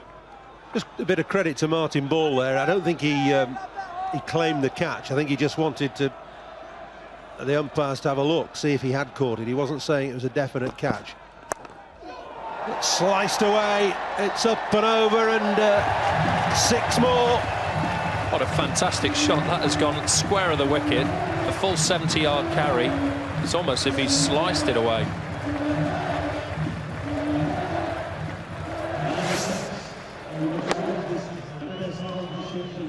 So White on to 96, Langer still on 90. Never has there been 200s in the same innings in 2020 cricket. Could be today. That's 6 there more. It is. What a way to go to your 100. First game for Somerset in 2020 cricket. The captain of the Sabres goes through to 3 figures in just 48 balls. It's also a record score, record team score in 2020 cricket. What a day. What an innings, absolute innings of a lifetime. He's smashed the ball to all parts. And he's actually hit so many sixes. It's just probably his best that he could do, to be honest. Unbelievable hitting from Cameron White. 8 sixes, 6 fours. Such clean hitting as well. It's great to see the ball and disappear to all parts, but at such regularity with almost ease, because he hits it so well. He likes to get leg side of the ball and hit through the offside. Going again, well bowled. Good comeback after consecutive sixes.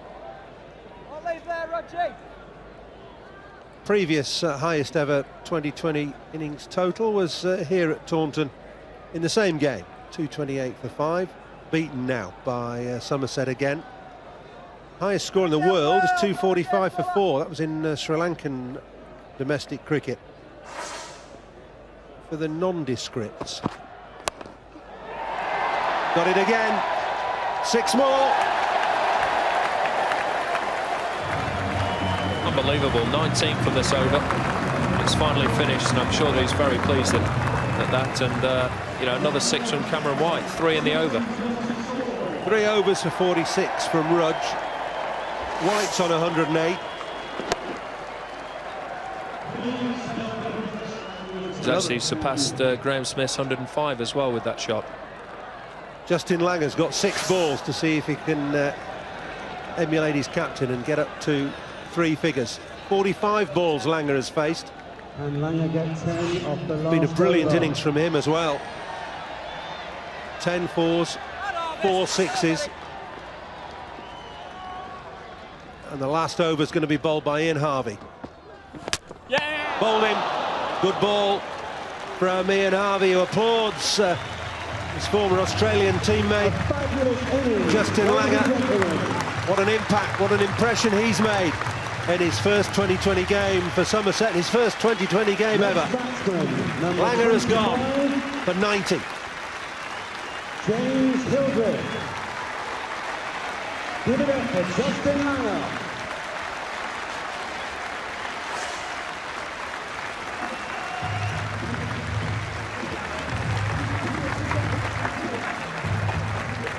Standing ovation for Justin Langer from his teammates, from the police, and from all the members. Thoroughly deserved.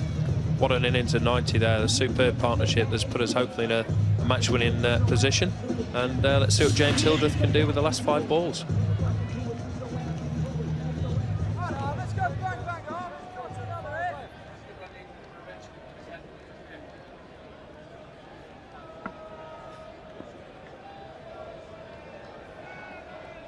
Enough said about that, the better, I think. First ball swung away for 4. What a start. Just getting his eye in, Hildy. Fantastic striker of the ball. Not really getting much chance to show what he's worth, but starts off with a great ball. Vacant area away behind square on the leg side. Fine leggies up. Just trying to get Cameron back on strike, I think. He can do that now. He might be out. Sacrificed his wicket. Simple catch to Lewis at extra cover, as often happens in all one-day cricket right at the end. Batsmen sacrifice the wicket in an attempt to score big runs. Batsman number 6, Keith Parsons. At least with that, he's got Cam back on strike, and very unselfish there. But, I'm sure he's going to be quite disappointed, because that's normally a decent delivery for him to hit towards a temporary standover there over mid-wicket. Well, always tricky, isn't it? You only face 2 balls, you're never quite sure of the pace, and just trying to get a maximum, really, when you see a full toss like that. 1 ball, 4, next ball out. Parsons out in the middle, and 3 balls left in the innings. Importantly for Somerset, Cameron White on strike.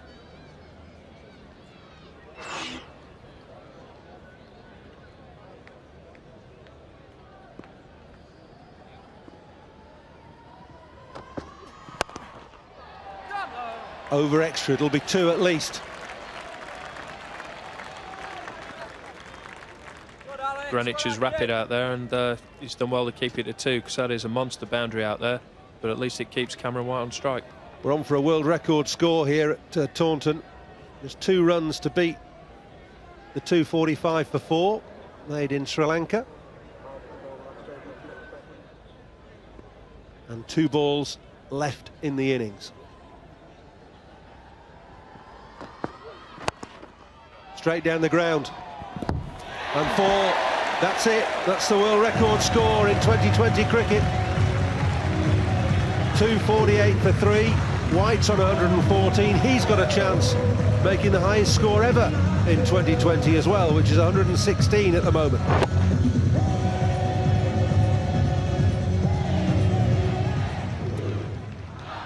Somerset will defend this, won't they, Ian? Absolutely. No problems whatsoever. Well, you'd hope so. 248 in 19 overs and 5 balls. Last ball of the innings. Going to be 1, I think. Coming back for 2, Parsons, and he gets there, and so too does Cameron White. 2 off the last ball. Nice symmetry to the score. 250 for 3 from 20 overs. Phenomenal effort by the Somerset Sabres. It's the highest score ever in domestic 2020. It's the highest score ever in World 2020. And it's due to Cameron White and Justin Langer. White finishes on 116 not out. He equals the highest individual score in 2020. Not out.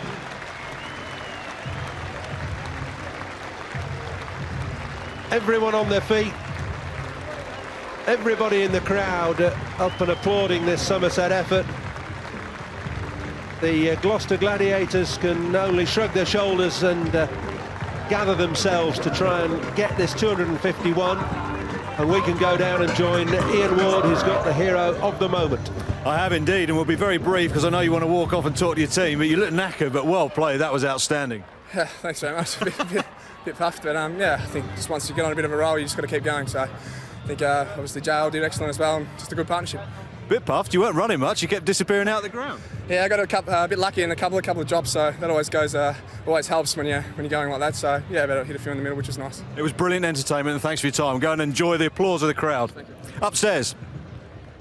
Thanks, Ian. Cameron White, 116 not out from just 53 balls. 7 fours and 9 sixes for the Somerset Sabres captain. What a performance.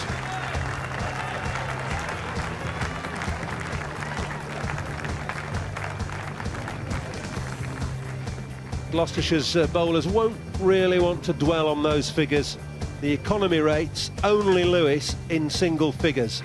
None for 31 from his 40, bowled those up front. Greenwich none for 43, Harvey the best, 3 for 46. Harding's none for 44, Ball none for 35, Rudge none for 46.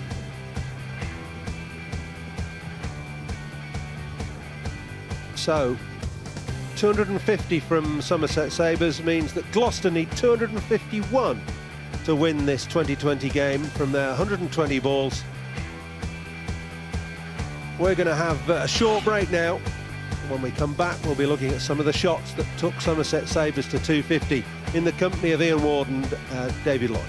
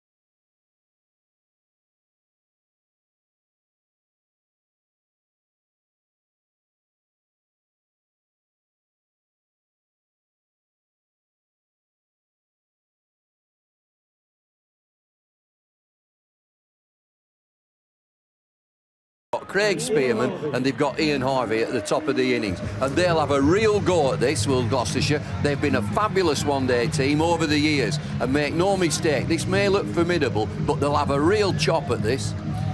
Two powerful hitters at the top of the Gloucestershire innings, Harvey and Spearman. They're going to need to be at their absolute best if they're going to chase this down. Let's get up to the commentary box so we can join Ian Blackwell, who's with Paul Allott.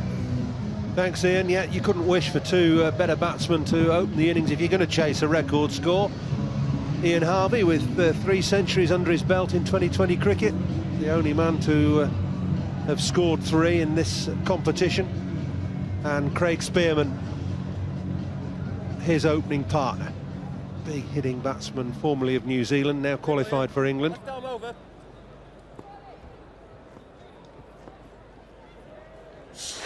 A record score then by the Sabres that Harvey and Gloucestershire have to chase.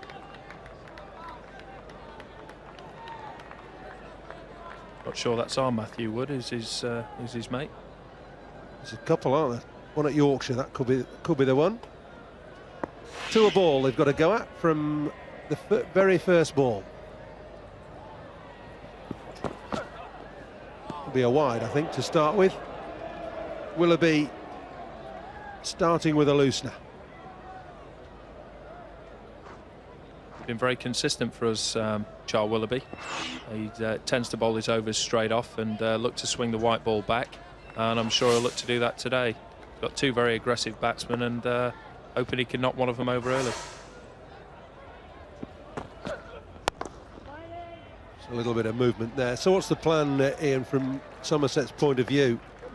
It's a huge total that they've got to defend. It is. It's a mammoth target, and you know, if there's two guys that could get Gloucester home, are these two, and it will require them to bat the 20 overs. But I think quite rightly they've got the ring fielders right back on the circle, and the two required catches probably got that right with a slip and a man on the drive on the leg side.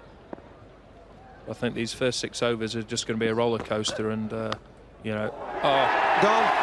Good catch. Parsons, I think, at slip has snapped that up. It was a bit of width from Willoughby, but Harvey has gone, and that really is a key wicket for both teams. I don't think Gloucestershire could have asked for a worse start, losing one of their strike batters. That has absolutely flown to KP, and he's snaffled that beautifully. Harvey gone for naught. 2 balls, started with a wide. A really good catch from Parsons to get rid of Harvey. Made that look pretty simple. He's been pretty consistent for us in there, KP, and that shows you why. That's absolutely flown high to his left, and he's taking it 2 hands, nice and easy. Job done. Steve Adshed is the new batsman, coming in at number 3. I think tactics will slightly change now. They've put a second slip in from the mid-wicket region, and I think they'll try and keep Adshed on strike as much as possible now. 4 off the inside edge. Never have a fielder back there. Very clever shot, this. Best shot in the book, I think. The draw, I think it's called.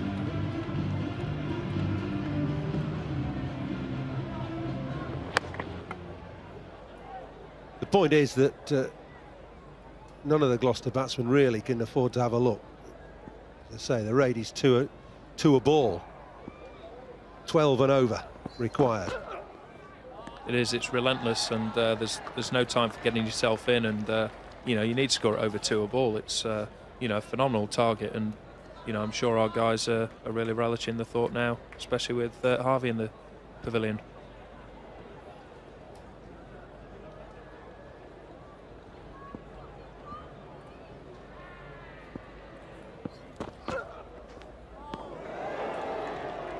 That's a decent line. It's going across the right-hander. I think he predominantly tries to swing it back, but where the conditions don't suit, he's run the first few across the right-handers, which he is capable of doing. It's also handy when you've got 2 slips. That'll be a wide, I think. Not got much margin for error as a bowler. He's been right on that margin virtually all over.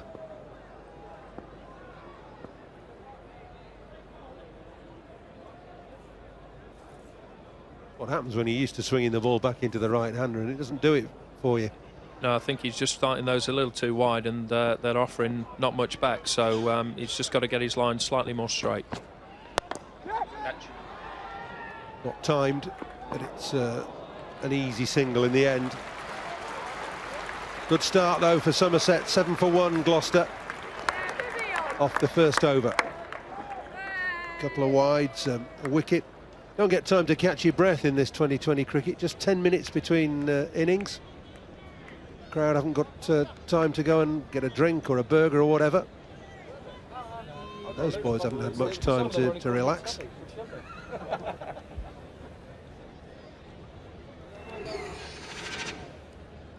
They hadn't had much time at the ground. They were late for 30 or 40 minutes, and I think that delayed their warm-up and prep, and that obviously had a detrimental effect, and to field first when you're in a bit of a rush, and didn't seem to come out very well for them, and I think they've paid the price. Richard Johnson Take the new ball from the old pavilion end. Oh, what a ball! It swung around a corner.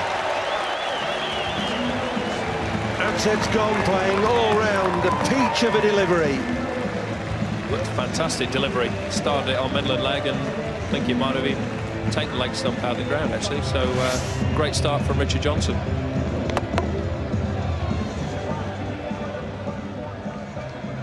Next batsman, number 5, Alex Goodman. And shed brief sojourn to the crease. 5 runs, 5 balls, 7 for 2. Gloucester doesn't get much worse than that when you're chasing 250.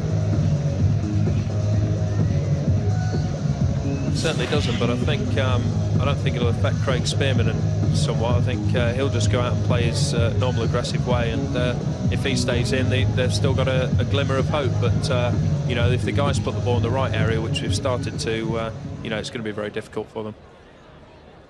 Alex Goodman, the new batsman. Look at the pig. Johnson with his second ball. Will it swing as much as the first?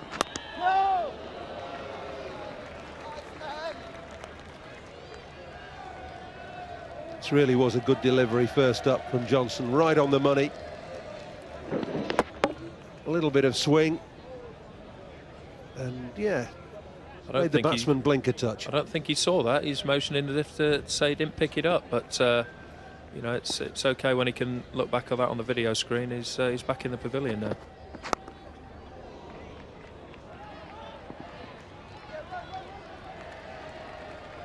Good running. Willoughby just a little bit slow to that. Kidman gets away with 2. When he gets to the ball, he's got a fantastic arm, but I think he's knocking on a bit now. I think he's 30, 31, so not as quick as he used to be, but he's got a fantastic arm.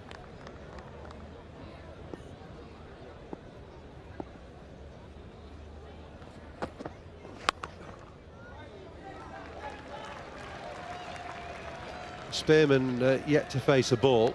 Seen 2 wickets fall while standing at the non-striker's end.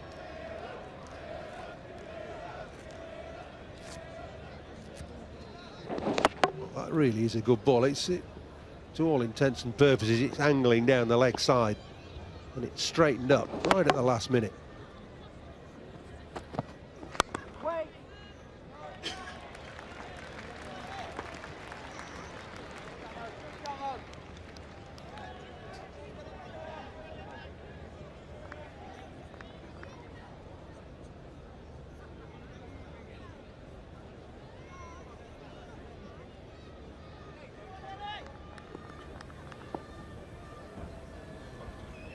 Slight consternation in that Gloucester dugout. As things get better and better for Somerset. Gloucester 9 for 2.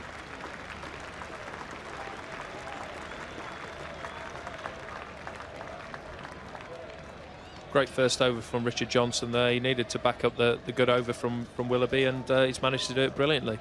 And I think if there was ever a time that Gloucester needed to get off to a great start, and that was now, chasing 250.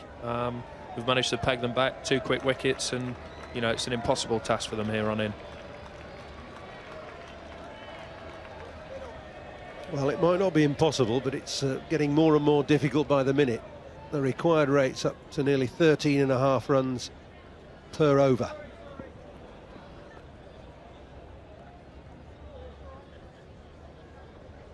There's no option for Gloucester other than to just try and keep up with that required rate. They've got to score at 10 and over just to keep up there. Sounds highly improbable.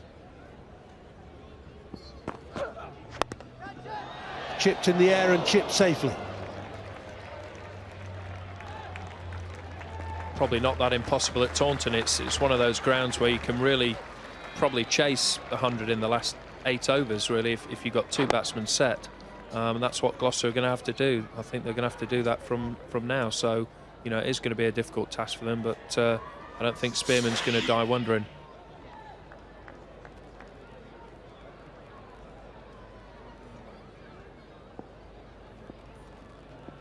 You too crop up a fair bit. Spearman's just faced his first ball. Great stop there by Al Sampaio. He really is superb in the field. He's an athlete, he's got great hands, and he makes that area look very small for the batters. Best fielder in the club? Probably, without a shadow of a doubt. He's got a great set of hands, and he makes catches look very simple, and he's quick. He dives through rows of houses, which, you know, as a captain you can ask nothing more, and you know, he just sets the example and the tone for the rest of the guys. That's why he's there at that backward point position, perhaps the most important position on the field in the early stages of a one-day game. Good line bowling at the moment from Willoughby and Johnson. I think one of the differences first up has been the ball through the air. I think we've managed to get it off the straight, and the Gloucester guys struggled somewhat, but you know, they've bowled in good areas here at the moment, and it's very positive for us. Smeared away on the leg side, not timed at all. Interesting bit of fielding from Andrew, but he got the ball in the end.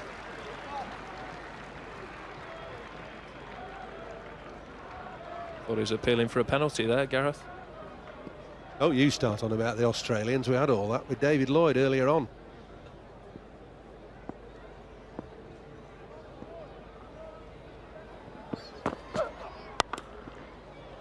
That's 4. Stand and deliver. And that's one area you can't afford to bowl at Spearman. Going across him, giving him some length as well. It's the sort of area he thrives upon, and he will throw the kitchen sink at that, and he's smashed it to the boundary.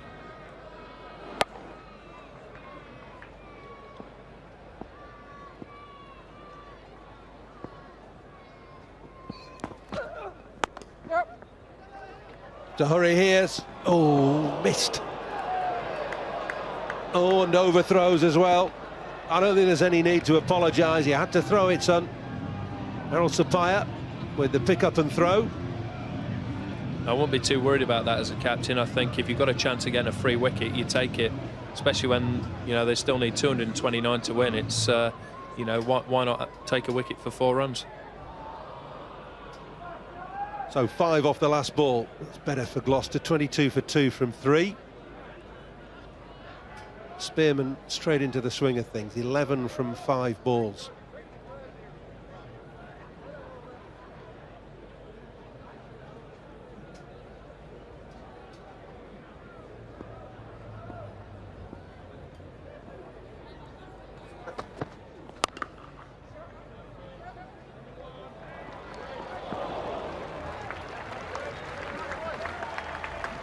Cameron White just a little bit annoyed.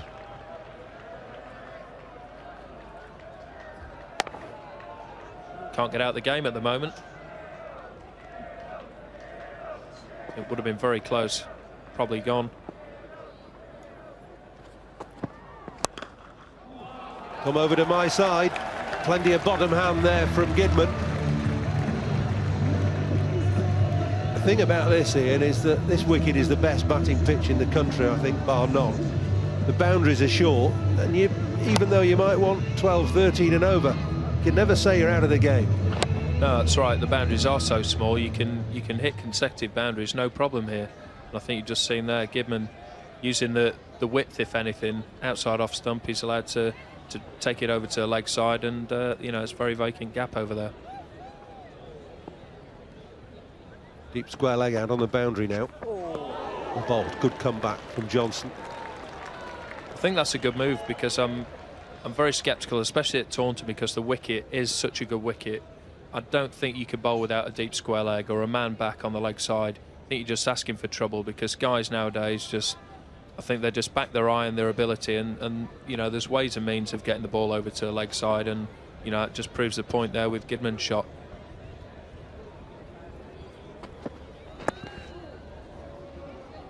Well, that would have been a gift, I think. Annoyed only to get a leg by for that. You're talking about getting a man out there, aren't you? Patrolling this boundary here. Yeah, that's right. I think if you leave that gap open, it's you're just asking for trouble. I think what you do then is ask the bowler to bowl too wide of off stump, because he hasn't got any protection there, and that allows the batsman to free his arms and hit through the offside, or also drag it across to the leg side if it's back of a length. Wes Durston, number 11, out at almost deep mid-wicket now.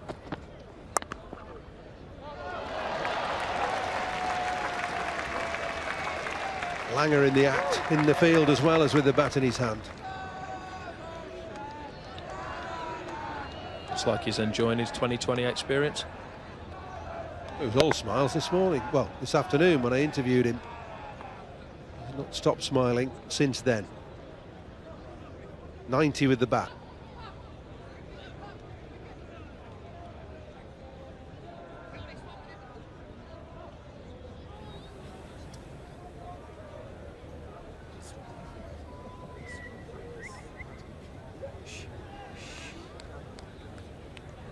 Minor changes in the field. The last ball of the over. Good bowling. 28 for 2.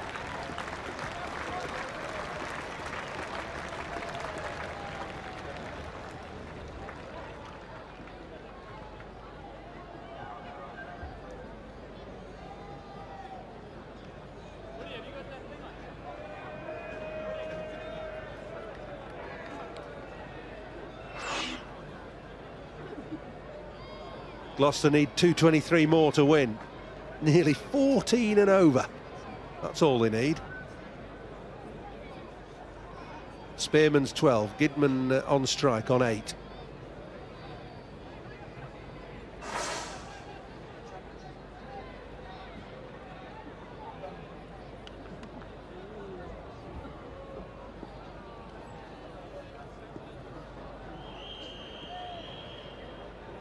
Willoughby again.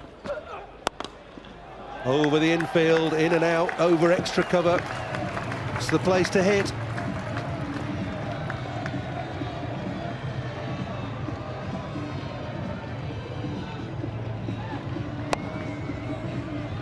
It's about run chases in 2020 cricket. The highest ever run chase was by Nottinghamshire, 210 for 7.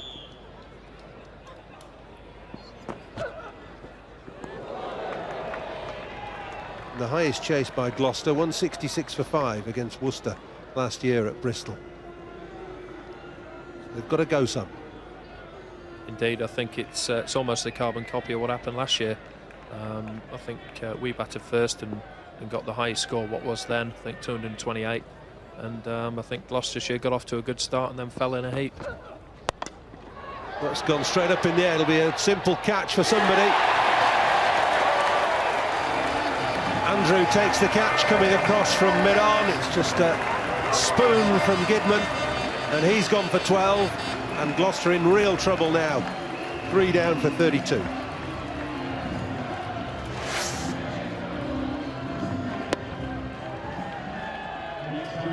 It's almost tucked him up for room there. He's trying it over mid-off. I think the ball's close to hips, and you know, he's not going to get it over there. He's almost probably better off hitting it towards the big screen and hitting across the line there. Chris Taylor's the new batsman.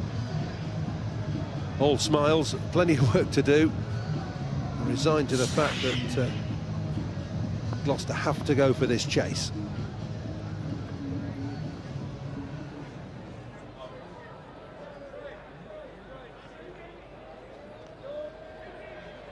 William Orbit, do you know them? I don't actually. Him? It's new to me. Mythbusters? Never heard of it.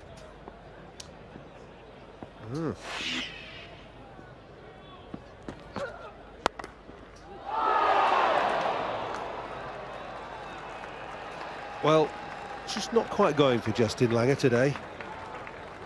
Yeah, he's had a poor day. He'll be kicking himself. I'm surprised with the innings that he played that, oh, it's a dolly. Full speed, it's not quite as easy as that. It's scythed away. Sapai, oh, magnificent! Oh, Oh yes, you'll never see a better catch than that all season. That's the catch of the year. Brilliant, Sapaya. Well, I'm glad he didn't let me down. I picked him up as our best fielder, and that just shows you why. He's quick across the ground, and he's got a superb set of hands. Take the applause, Harold. Spearman gone now for 12. Just look at this. Ball dropping over his shoulder. He's going at full tilt with the dive. Magic. He knows it as well. Did the he lads enjoy know that? it. Did he ever? Brilliant. One of the hardest catches in cricket, catching over your shoulder, but at full tilt, you must have made 30 or 40 yards to get that. Unbelievable catch with a dive at the end. Willoughby's just got his third wicket, 3 for 23 is a great analysis, helped by fielding like this.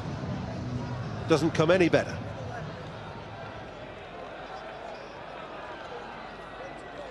He's made yards. He's done fantastically well to keep that in his hands after he's landed. It's going at that speed, it could have easily bounced out when his elbows hit the floor. So Taylor's off the mark, Hardings is out in the middle now. Gloucester in danger of subsiding pretty badly here. 33 for 4 from the end of at the end of the 5th over.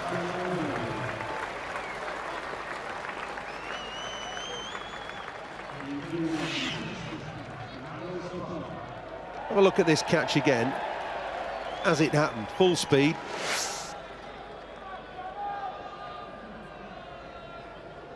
I reckon he runs the best part of 25 yards, 20 metres for that, and then has to dive as well. Spectacular.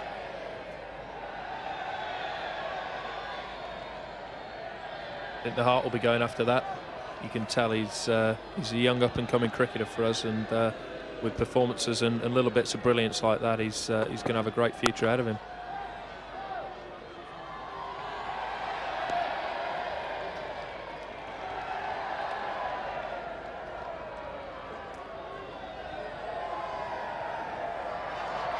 At the moment, it couldn't be a better start for Somerset Sabres, off in pursuit of their second 2020 Cup win. They won last year, of course.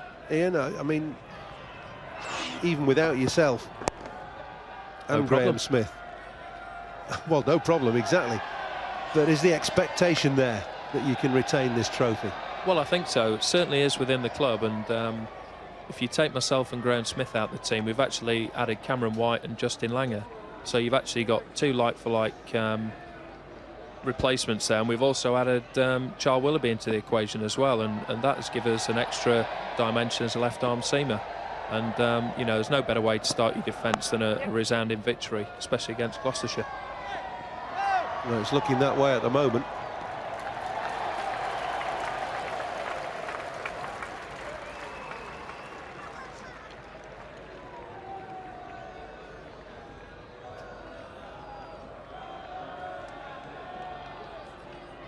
Well, Ian, we've still got that man in the blue shirt next to me. I don't know what he's doing here.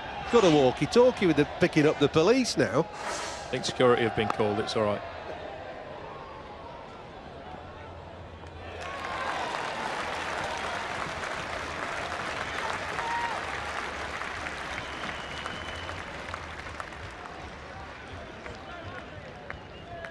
It is Jeff Evans, of course, who's the third umpire. Jeff, you all right? Yes, it's not much for you to do, is there? No, really? it's going well, isn't it? The boys are doing a great job. Yeah, you just had to fiddle about with the interval because it should be a 15-minute interval. Yeah, reduce the interval because it ran over a little bit, and you've got to have a minimum break of 10 minutes, and that's what they did. But no problem with bowling the overs in time and all that sort of... No, they were well in time. Just the added minutes for the balls disappearing, and that's about it. Did you get time to see your mates in between innings? Or? No, they've been getting on with it, and I've stayed here and got stuff organised here. That's the way. That man Lloyd will be on in a minute as well. Yeah, he will. He'll keep pestering me again. He will.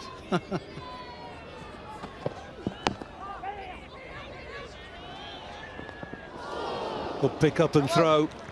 6 overs gone, and if they want to, Somerset can relax the fielding restrictions now.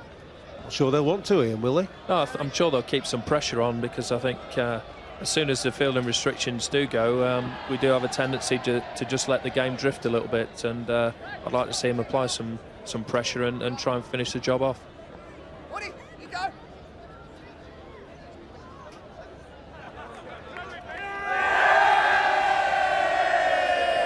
Home crowd, plenty to shout about here at Taunton. Even though some of the spectacle may have gone out of the game, I think they've had enough of a spectacle watching Somerset bat earlier on this evening. So it certainly won't worry the crowd. They've seen two magnificent innings and the perfect start for the Sabres. What about you then? Are you going to be playing this season or not? No chance? Or no, I'm very optimistic. I've got another appointment with a specialist on the 11th of July. I'm hoping to get a bit of clearance to play a few club games as a batter, probably 2 weeks after that. So I still won't be able to bowl or throw. So it's just a really slow process of coming back. It's probably going to be 8 weeks until I can bowl, and then 10 weeks till I can throw. So it's very mapped out, and it's actually going quite nicely at the moment.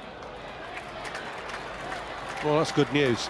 That's good news as well for Gloucester. 4 through mid-wicket. I think that underlines the great wicket here at Taunton, being able to play shots like that and not looking any danger or look stupid. He's targeted the longest boundary on the field as well. Chris Taylor there.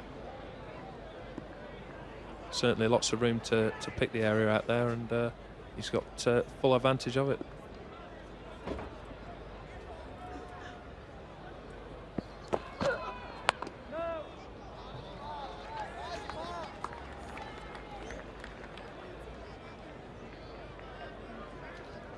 Just a word or two about Cameron White, Ian. I mean, he's only young, isn't he? 22 years of age, yet you've got him here as overseas player and captain. How's he fitting in? He's fitted in very well. He's the style of cricketer that he is, and just complements the youngsters. He's only 22 himself and captain of his state, so it just shows you what he's got about him as a character. And you know, he's been brilliant in the dressing room. He's not your typical in-your-face Australian. He's very laid back, very confident in his own ability, and you know, he's not shy of producing, you know, outstanding performances, which he's done pretty much all season for us. I think when he came, he'd only scored 1 first-class century. That's now his 5th this year. So it just shows what sort of calibre of player he is. Chance of a catch. Simple. Sapaya having caught the best one you'll see all season. He wasn't going to put that down. I think in terms of catches for Arul Sapaya, that was a dolly. Half of Gloucester's side have gone, and we've had 6 overs and 5 balls. Could be turning into a rout, this. Certainly looks that way, and Charles Willoughby's 4th wicket, 4 for 30 off 3.5. You know, he's just what a perfect start, and you know, to get the Gloucester's half down after just 6.5 overs is a superb effort.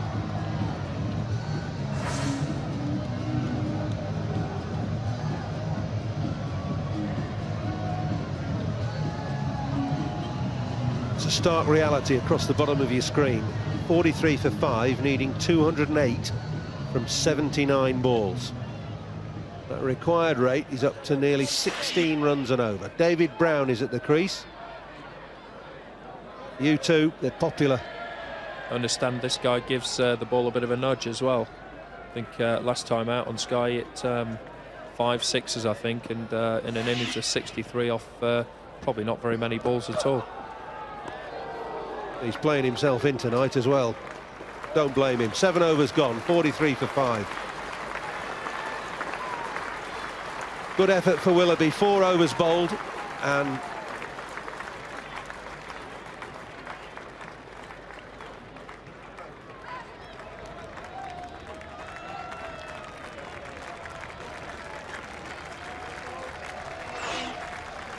the comparison, 65 for 1 Somerset, Gloucester 43 for 5. Willoughby has finished. Great performance from him, 4 for 30 from 4 overs. Just what you'll ask your opening bowler to do, go out there and break partnerships and take wickets, and it was a relentless task for the Gloucesters, and no, it's almost impossible. But I say 4 for 30 is superb effort. Gareth Andrew coming on. Had a good season in 2020 cricket last year. Second highest wicket taker behind you, Ian, with 13. Gareth's one of those bowlers that he's very good at doing what you tell him to do, which as a captain is, it's fantastic. He's got a very good Yorker and he's quite intelligent, so I expect to see him mix up his pace a little bit and also get the odd ball into the block hole.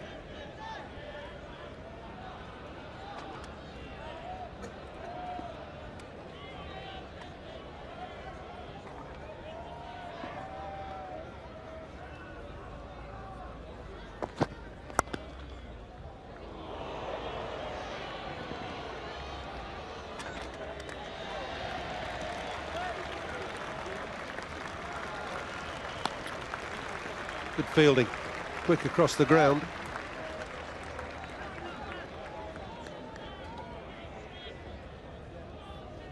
He's not one of our usual boundary riders, James Hildreth. It's normally Matt Wood out there, and I think the locals like Woody out there. He gets a good reception, but I think now Hildy's taken over that mantle as Woody's just gone down to third man. Bold, good Yorker. Don't seem to see enough Yorkers in one-day cricket, full stop, let alone 2020. Yeah, I think the guys try and mix up their pace a little bit more than get it into the old-fashioned block hole, but just proves there if you do get it right on the toes, it's very difficult to squeeze out. You know, fair enough if you get a little inside edge for 4, you've done your job, you can't do much about that, but that's just, you know, proof there that if you do get it in the right area, you can contain.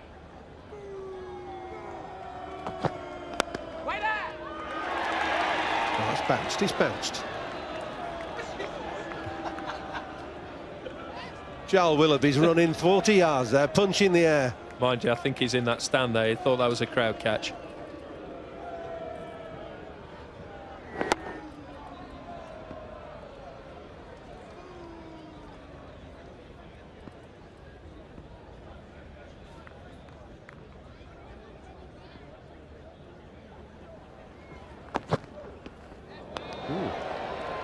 Going to get wided for that? No.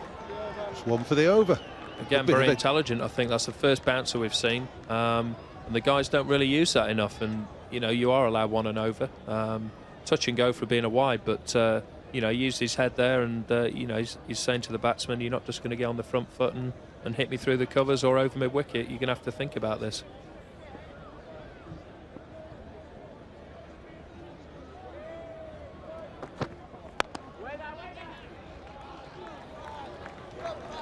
Eight overs gone, 46 for 5. If you just turned on and think it's a low-scoring game, just have a look at this. This is what you missed. Somerset's 20 overs yielded 250 for 3, 90 from Langer off 46 balls, and Cameron White 116 off 53. That's the highest score, equal highest score in 2020 cricket.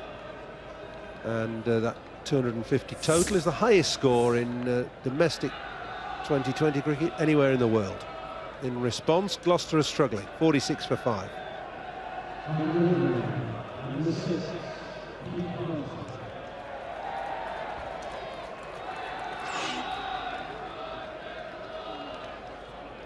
Get David Lloyd up there. He's great with heights, is David.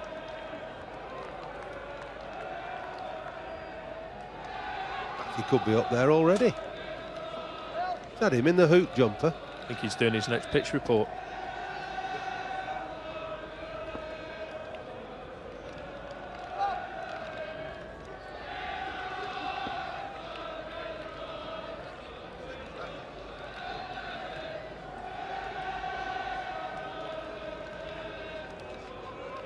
$74 for 1, Somerset after 8 overs. Gloucester 46 for 5 as Keith Parsons comes on to bowl. I think if they'd have flown over an hour earlier, they might have been in danger. Yeah, balloon might have been popped, you're right.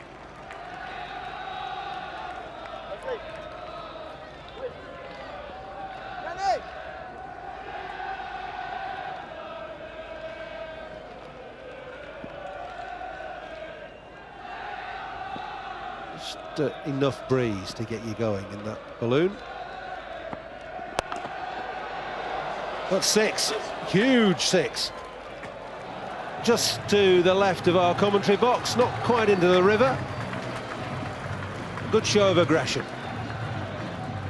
That's a massive shot. He's come down the pitch. I actually thought he'd skied it, but it just kept going, and it's, you know, we nearly caught that in the commentary box.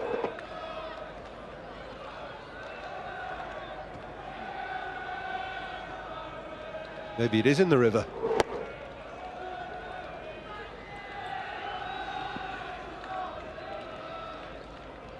So David Brown on the six-hitting trail. Good bowling from Parsons, following his man, firing the ball in at the pads. Wasn't a bad shot to get off the mark to either.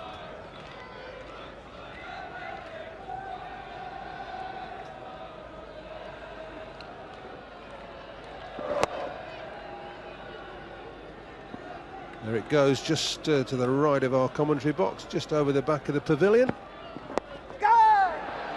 Leading edge, safe.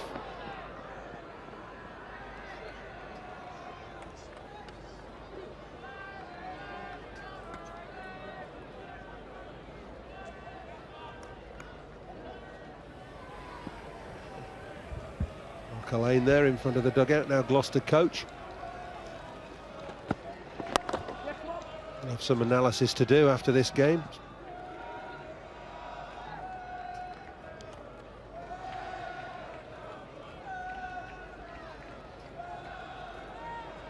Keith Parsons is a very wily bowler, mix up his pace from slow to a bit slower.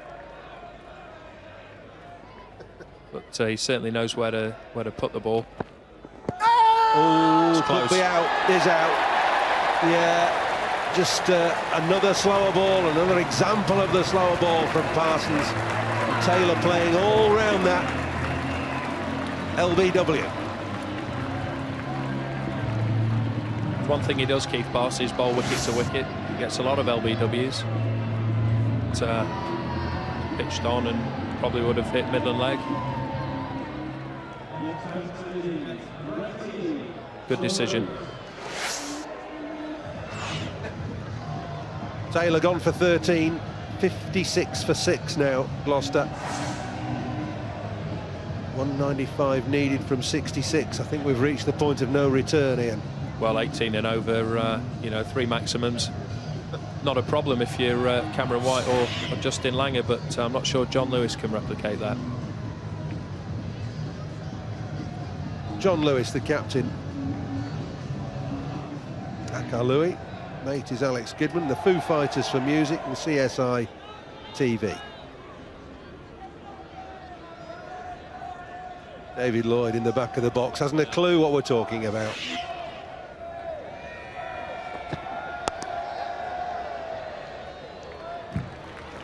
What's a pretty good shot. Speared away by Brown. So he's connected with that. That has flown to the boundary. It is a big boundary out there. Got it on the full toss and hit it quite nicely. No chance for James Hildreth out there. Good strike. David Lloyd, of course, won't know that Dave Grohl is the lead singer of the Foo Fighters.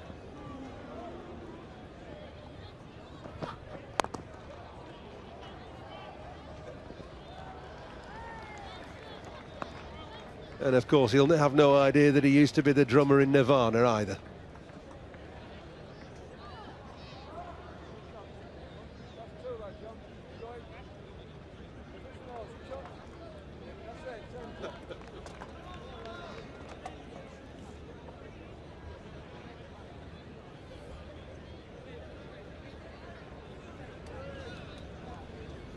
Lewis about to take strike.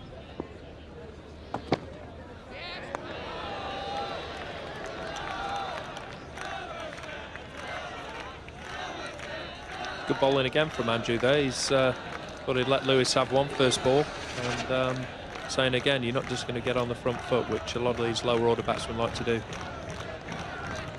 An interesting graphic for you there. The top 3 totals in 2020 cricket, all against Gloucestershire. 2 by Somerset, 1 by Northants. Not pleasant reading for the Gloucester fans, I'm afraid. It's must do better, I think.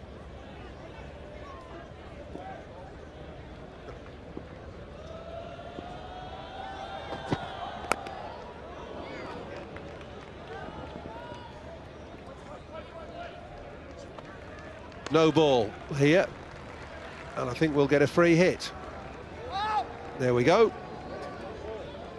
Barry Ledbetter whirling his arm around above his head. Front foot, no ball. Next ball, a free hit.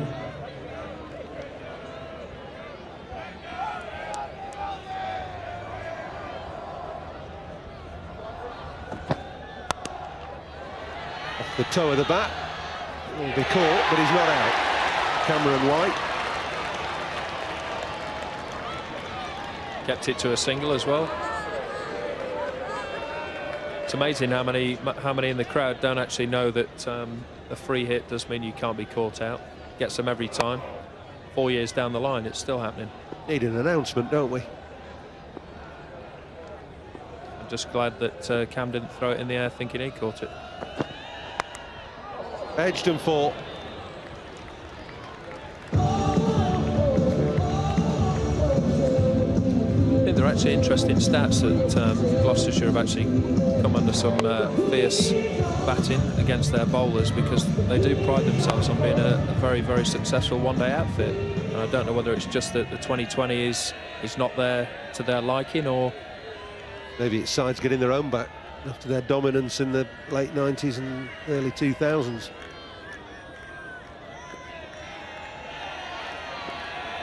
Last ball of the 10th over. 69 for 6.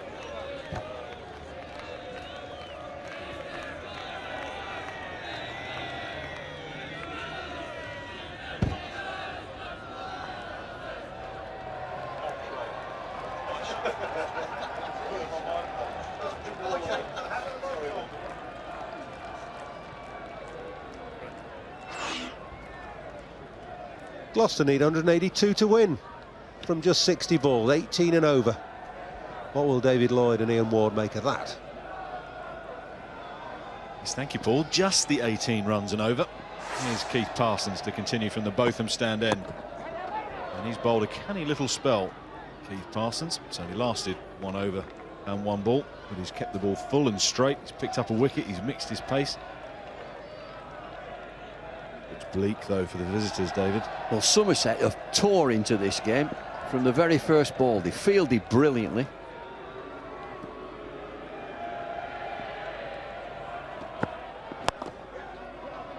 They've used that slower ball very, very well. Of course, when you get 250 on the board, you're full of confidence and you get out there and you field like demons, and that's exactly what they've done. I think they've been very mobile in the field. They look an excellent team. Well, they're the champions, so they should be. Defend it. Gloucestershire really at 70, they're reeling. 70 for 6. They do not know what's hit them. And the dugout's a quiet place for Gloucester at the moment. Brilliant work from Gazzard. It's a wide, but that's smart work behind the stumps. Definitely medium pace bowlers. Sometimes quicker bowlers work in partnership, close partnership with the keepers. Gloucester had one of the very best in Jack Russell. He did a fantastic job for them over the years in that very role. Big shot from Lewis. He's a strong man. Is he strong enough? Hildreth underneath it. He's got to watch it go into the stands. Dropped in the crowd. Well, it's dropped in the crowd, but the fella's got a pint of amber stuff and he's trying to catch it one-handed. It's a poor effort from him. He's had enough time to put his glass down and just catch this. It's a strong shot, solid. Looking to the beefy Botham stand. Look at him, one-handed. Scampered single. Well, it was dreadful all round. Dreadful in the crowd and dreadful from me. There he is. It wasn't Hildreth underneath, it was Durston. He's smiling about it, though. Well, he needs to up his game. Andy spilt his drink. His son's embarrassed for him. Does time the ball well. David Brown has hit some strong shots.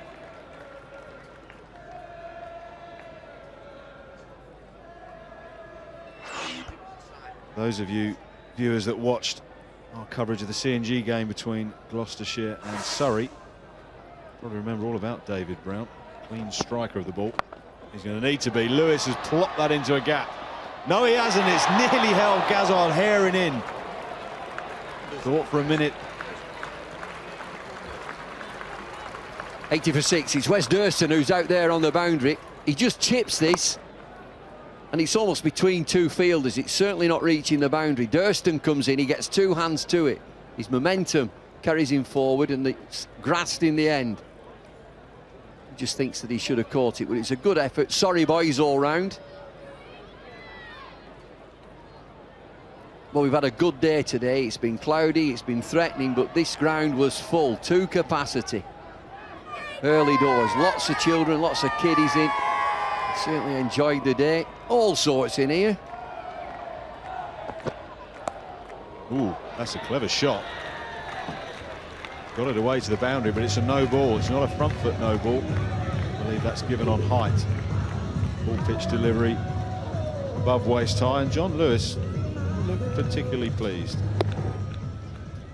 Well, it's a no balls, but it's not a free hit, isn't this? The no balls for free hits is overstepping on that front foot line. So it's a no ball for the height of the delivery.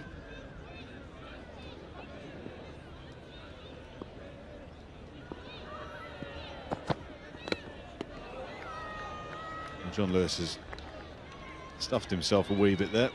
Gone away to the leg side to try and free his arms to hit on the offside. Hildreth has kept the ball up. Oh, we're back down here next Sunday. Will he be here? Might still be here. Be another full house, I'm certain. Look at them, the cider drinkers. I think that's what they used. When I was a player, it was the cider drinkers, and they were real aggressive down here. Found the gap, Lewis. And will race away for 4. And it's just a ripple from this crowd. They're very partisan towards Somerset Sabres, and John Lewis plays a good shot here through mid-wicket. Takes Gladiators on to 90 for 6 in the 12th over. Nay, nay.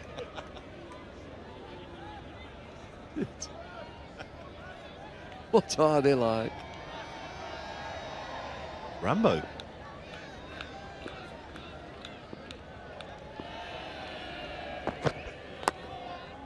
That's a clever shot. Another boundary to the captain Lewis. He moves to 25. This is a strange shot. Just watch him play this again. He's got a smile on his face now. Just watch him open the face of the bat. Chops it down.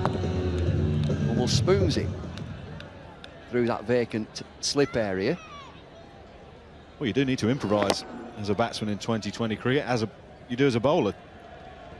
John Lewis, very clever, very cheeky. Again, he's chopped it down in the third man region. He's only going to get one this time. Can strike a good ball, John Lewis. He's an excellent golfer. It's it miles. Well, we're into a travelling circus, aren't we, with 2020? I'm just thinking where we are next. We've got a day off tomorrow, and then it's Leicestershire versus Lancashire, and then down to Chelmsford, Essex, and then a day off again, and then we're into Taunton again, back here.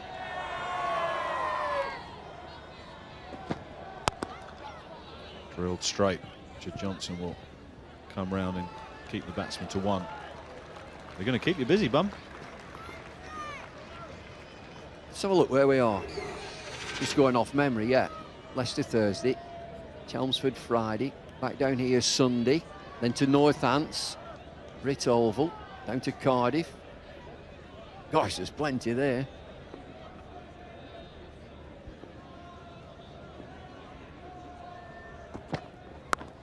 Another full pitch delivery from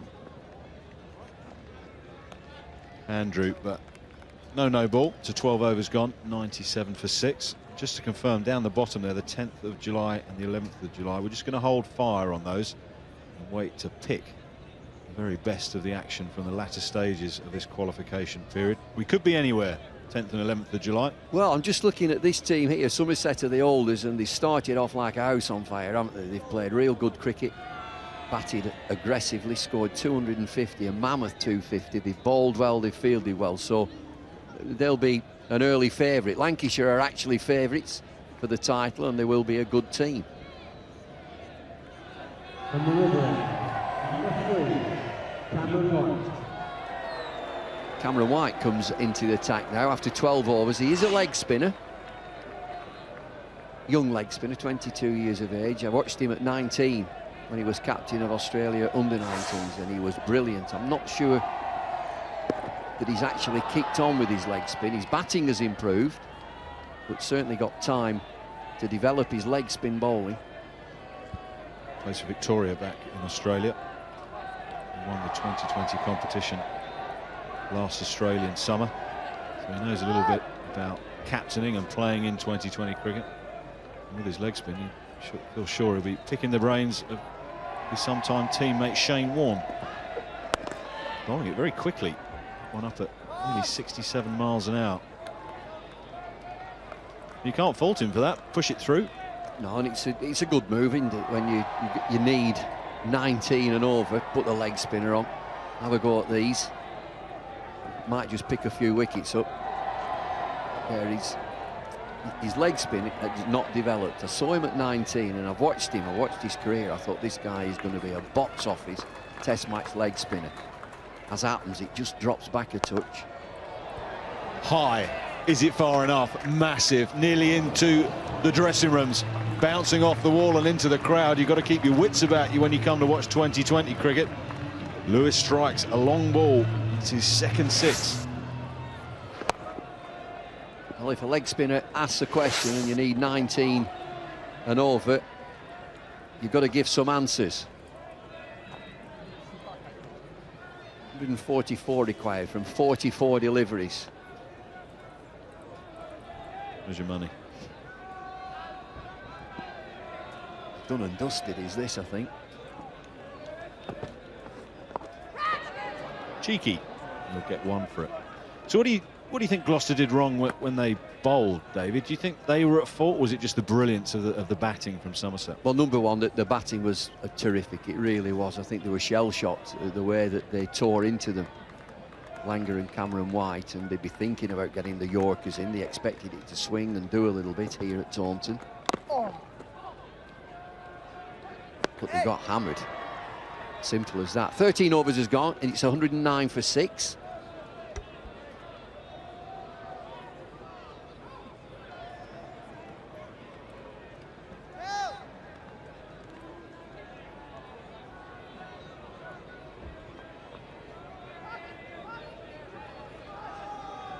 Seven overs remaining. 142 needed from the visitors, Gloucester.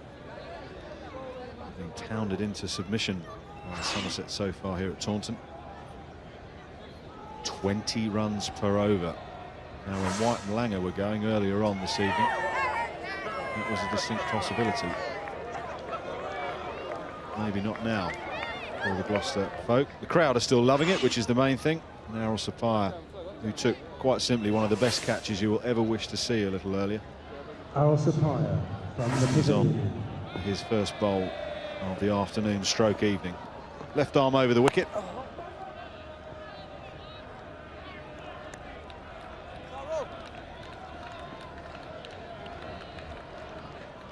We're taking another look at this. Sapire at backward pawn.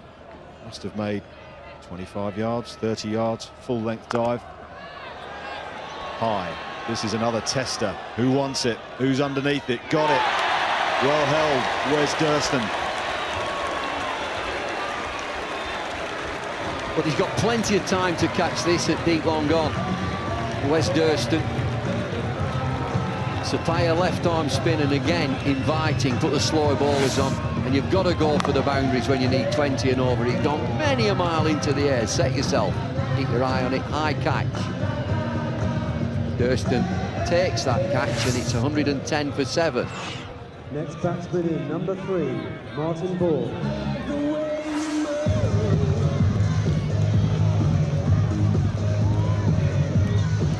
David Brown departs. 18 from 17 deliveries. New man at the crease, Martin Ball. Starting in a perilous position. Ball comes to the crease. 5'9", 12 stone, 10 pounds. AKA Vasak.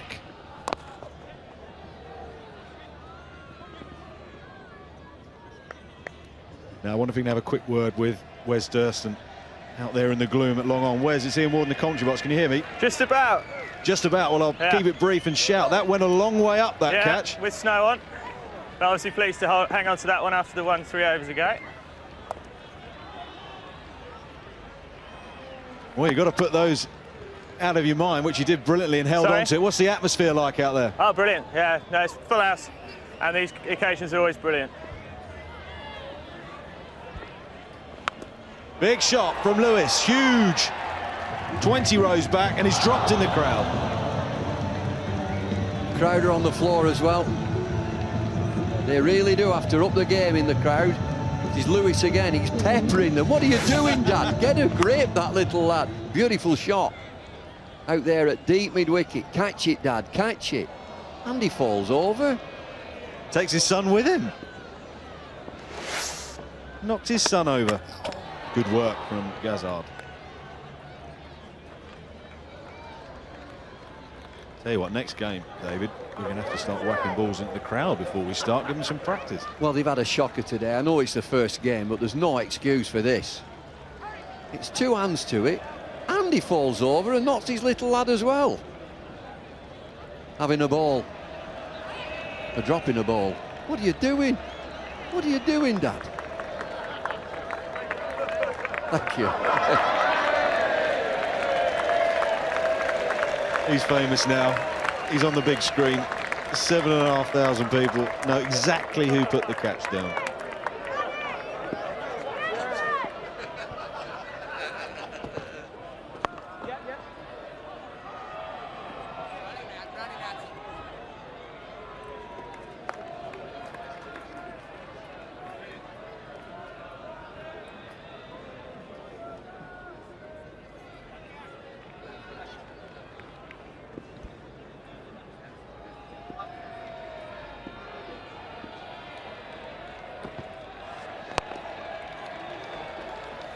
Lewis again has smashed one down the ground. They'll just get one.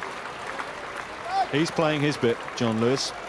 42 runs, 43 I think now, from 46 in fact, my mistake, from 22 deliveries, 5 fours and 3 sixes.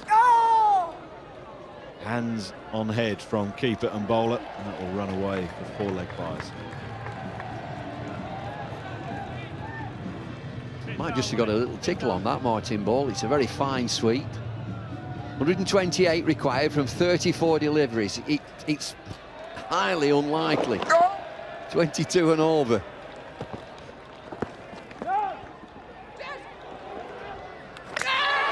Shy at the stumps, run out.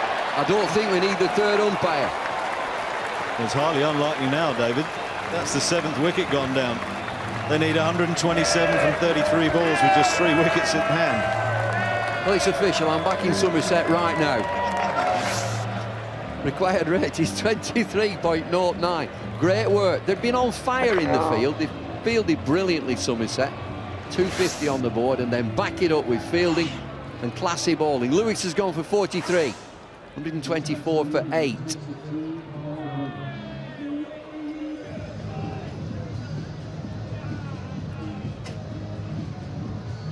Carl Greenwich is the new man to the crease.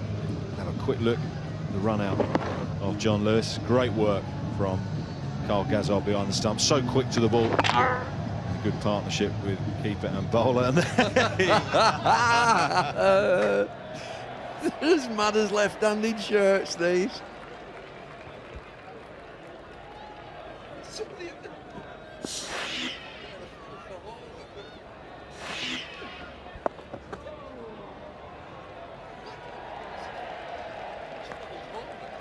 I think there's a casualty here as well, David. Look at the fella behind. Oh no, he's just gone under the stand. May.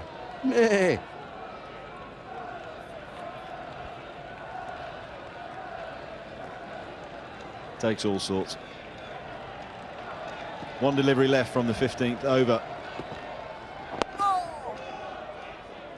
Cameron White rather apologetically lets that one go through for a single. So 15 overs gone. Visitors are 126 for 8.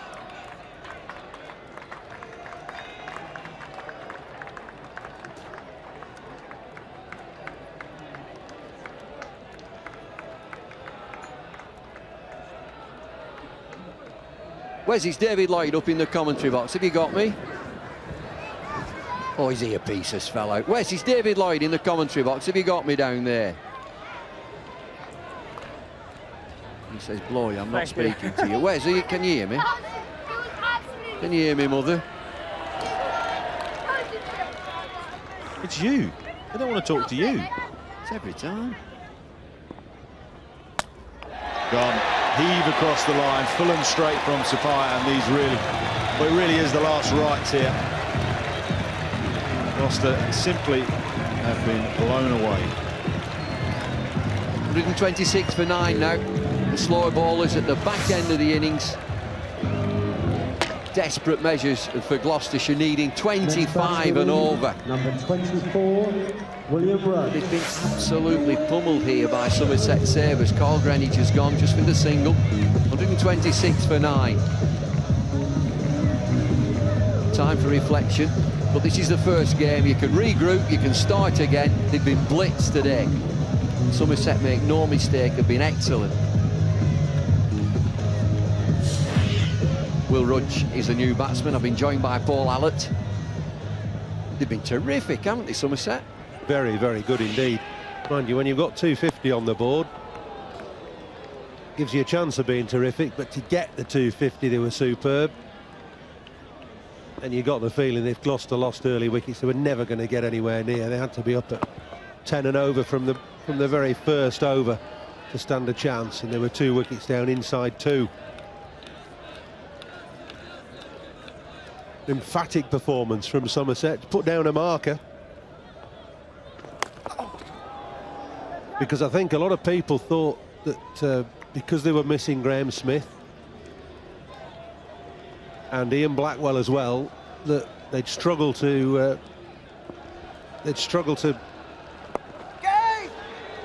retain the title, but it doesn't look like it to me. They look a fine team.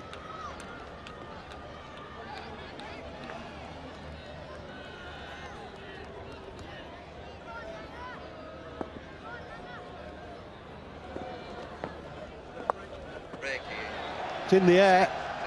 It's 6. Thought there was a bit of a top edge involved there. It's out of the middle of the bat. 133 for 9.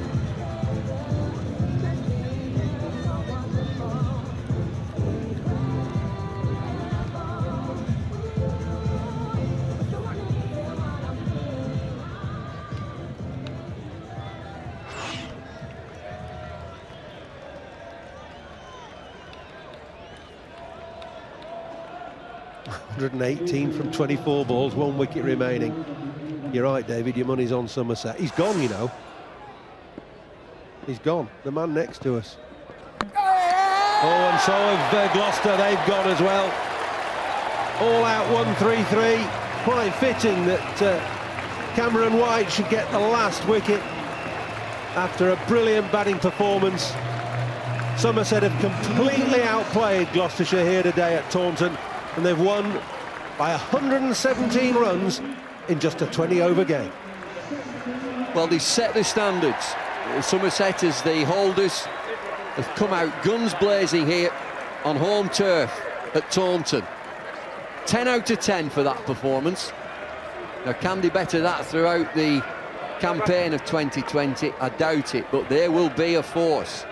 Cameron White, Justin Langer as their overseas players, a full house, great crowd, wonderful atmosphere, and they have blitzed Gloucester Gladiators. Certainly have. Great pitch to bat on, but White and Langer showed just how it should be done, with a wonderful array of strokes. Langer hardly hit the ball in the air except when the ball went over the boundary for 6. White was more explosive. He equalled the highest score, individual score in 2020 cricket, 116 not out. And Somerset have set all sorts of records today. The highest score in domestic 2020 cricket, the highest score in World 2020 cricket. It's been a quite brilliant performance, and it's thrilled every one of the 7,000 people in this ground here at Taunton. Matters not a job to them, and that there wasn't much of a contest on show here. Just stunning cricket from White, Langer and the whole of the Somerset team in the field. We can go straight downstairs and join Ian Ward.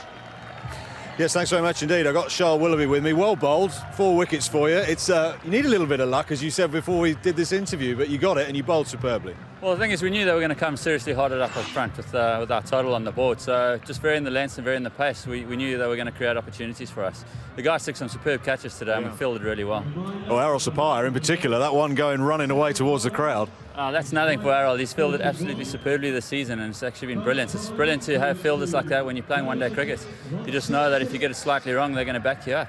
Now, I know you put plenty of runs on the ball, but the buzz in the field looked outstanding. The guys are confident. I mean, we won the tournament last year and we got some new players this year, so the guys are really confident that we can do it again. Now, you sat up there watching the Cameron White and Justin Langer show. What was it like up there? Well, me and Jono were in the change room while the guys were on the balcony. We were worried about what was going to happen to us. The wicket looked really good up front. So we just thought we were going to get absolutely pasted. We just knew if we read the lengths and the pace, we'd have a chance, but we didn't think it would go this well. Realistic chances for Somerset to retain this title? Pretty good on this performance. Well, I think you've got to take one game at a time, but our confidence is good and we're playing good cricket, and especially the shorter form at the moment, so let's hope. OK, great to see you. Thanks for talking to us and well bowled, well played. Back upstairs. Thanks, Ian. Story of the game then. Well, Gloucestershire's innings subsiding to 133 all out.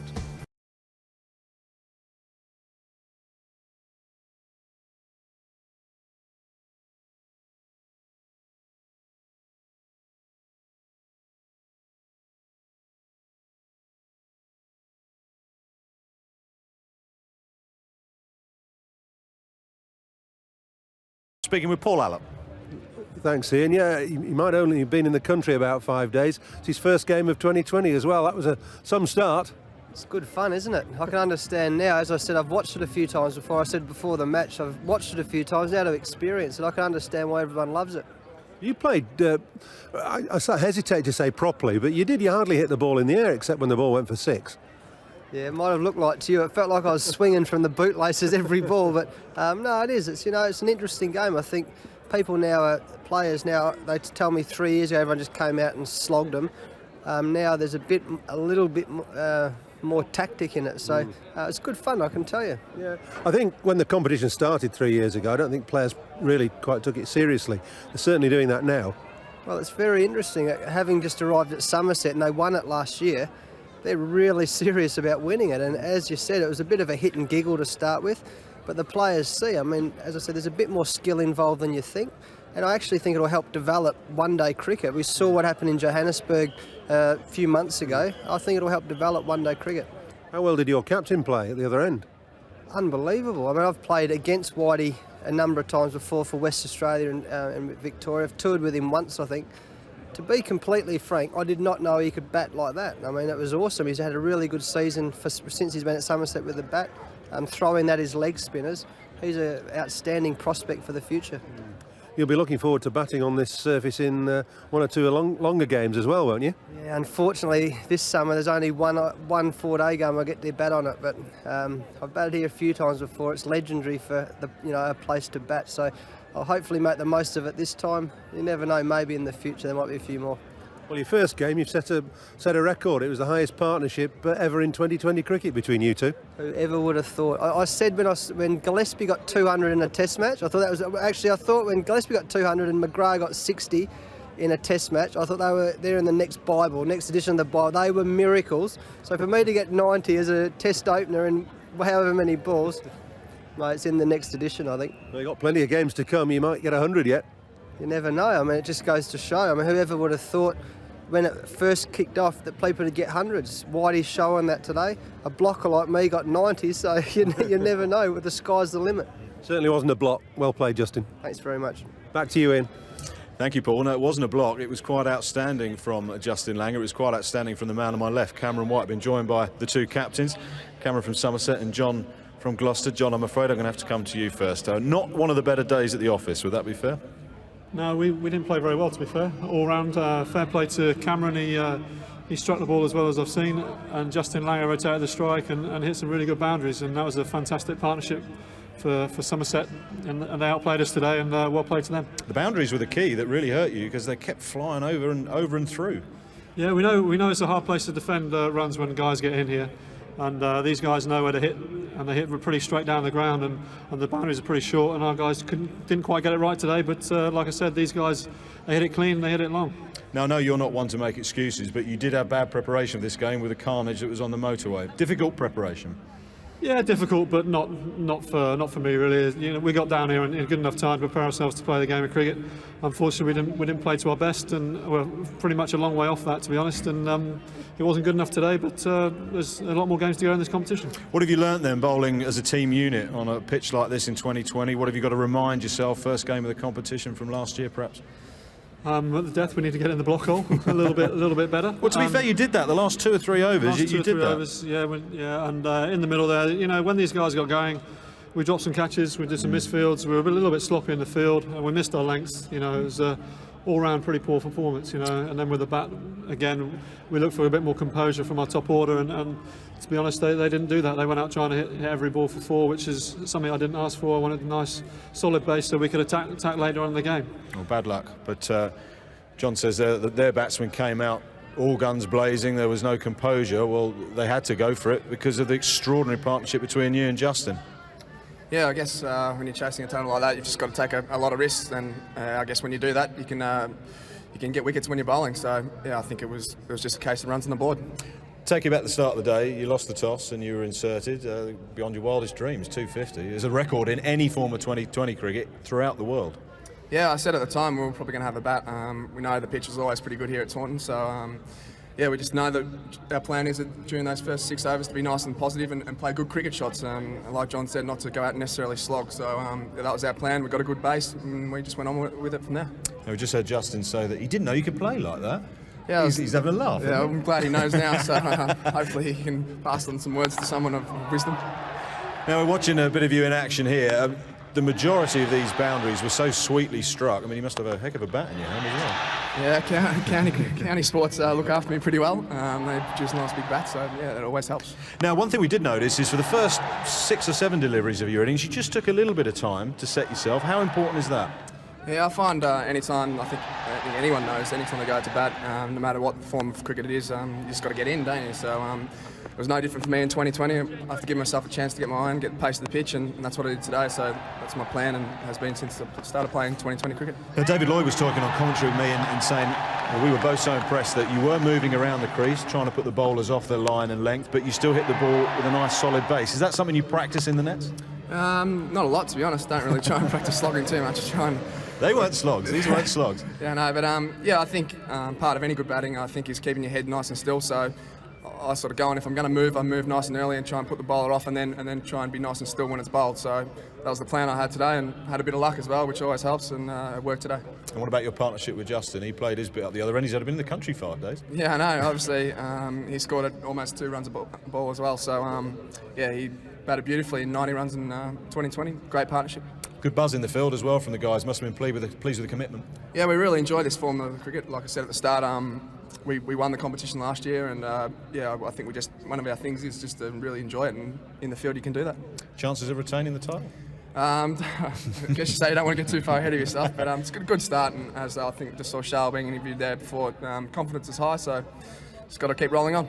Okay, John, bad luck, but good to speak to you. Great to speak to you, and also congratulations, because you are without doubt the man of the match. So you need to give me that and go and see Philip Smith from Clydesdale Bank. He'll give you a cheque for £200 and a bottle of champagne, which you can, more importantly, the champagne. Indeed. Thank you very much, Cameron. We must take a quick break, on the other side of which we'll review all of this extraordinary game from Taunton. See you in a minute. 2006 2020 Cup. Somerset, the defending champions, are on a roll. They have thumped Gloucester. From all of us here at Taunton, is goodbye.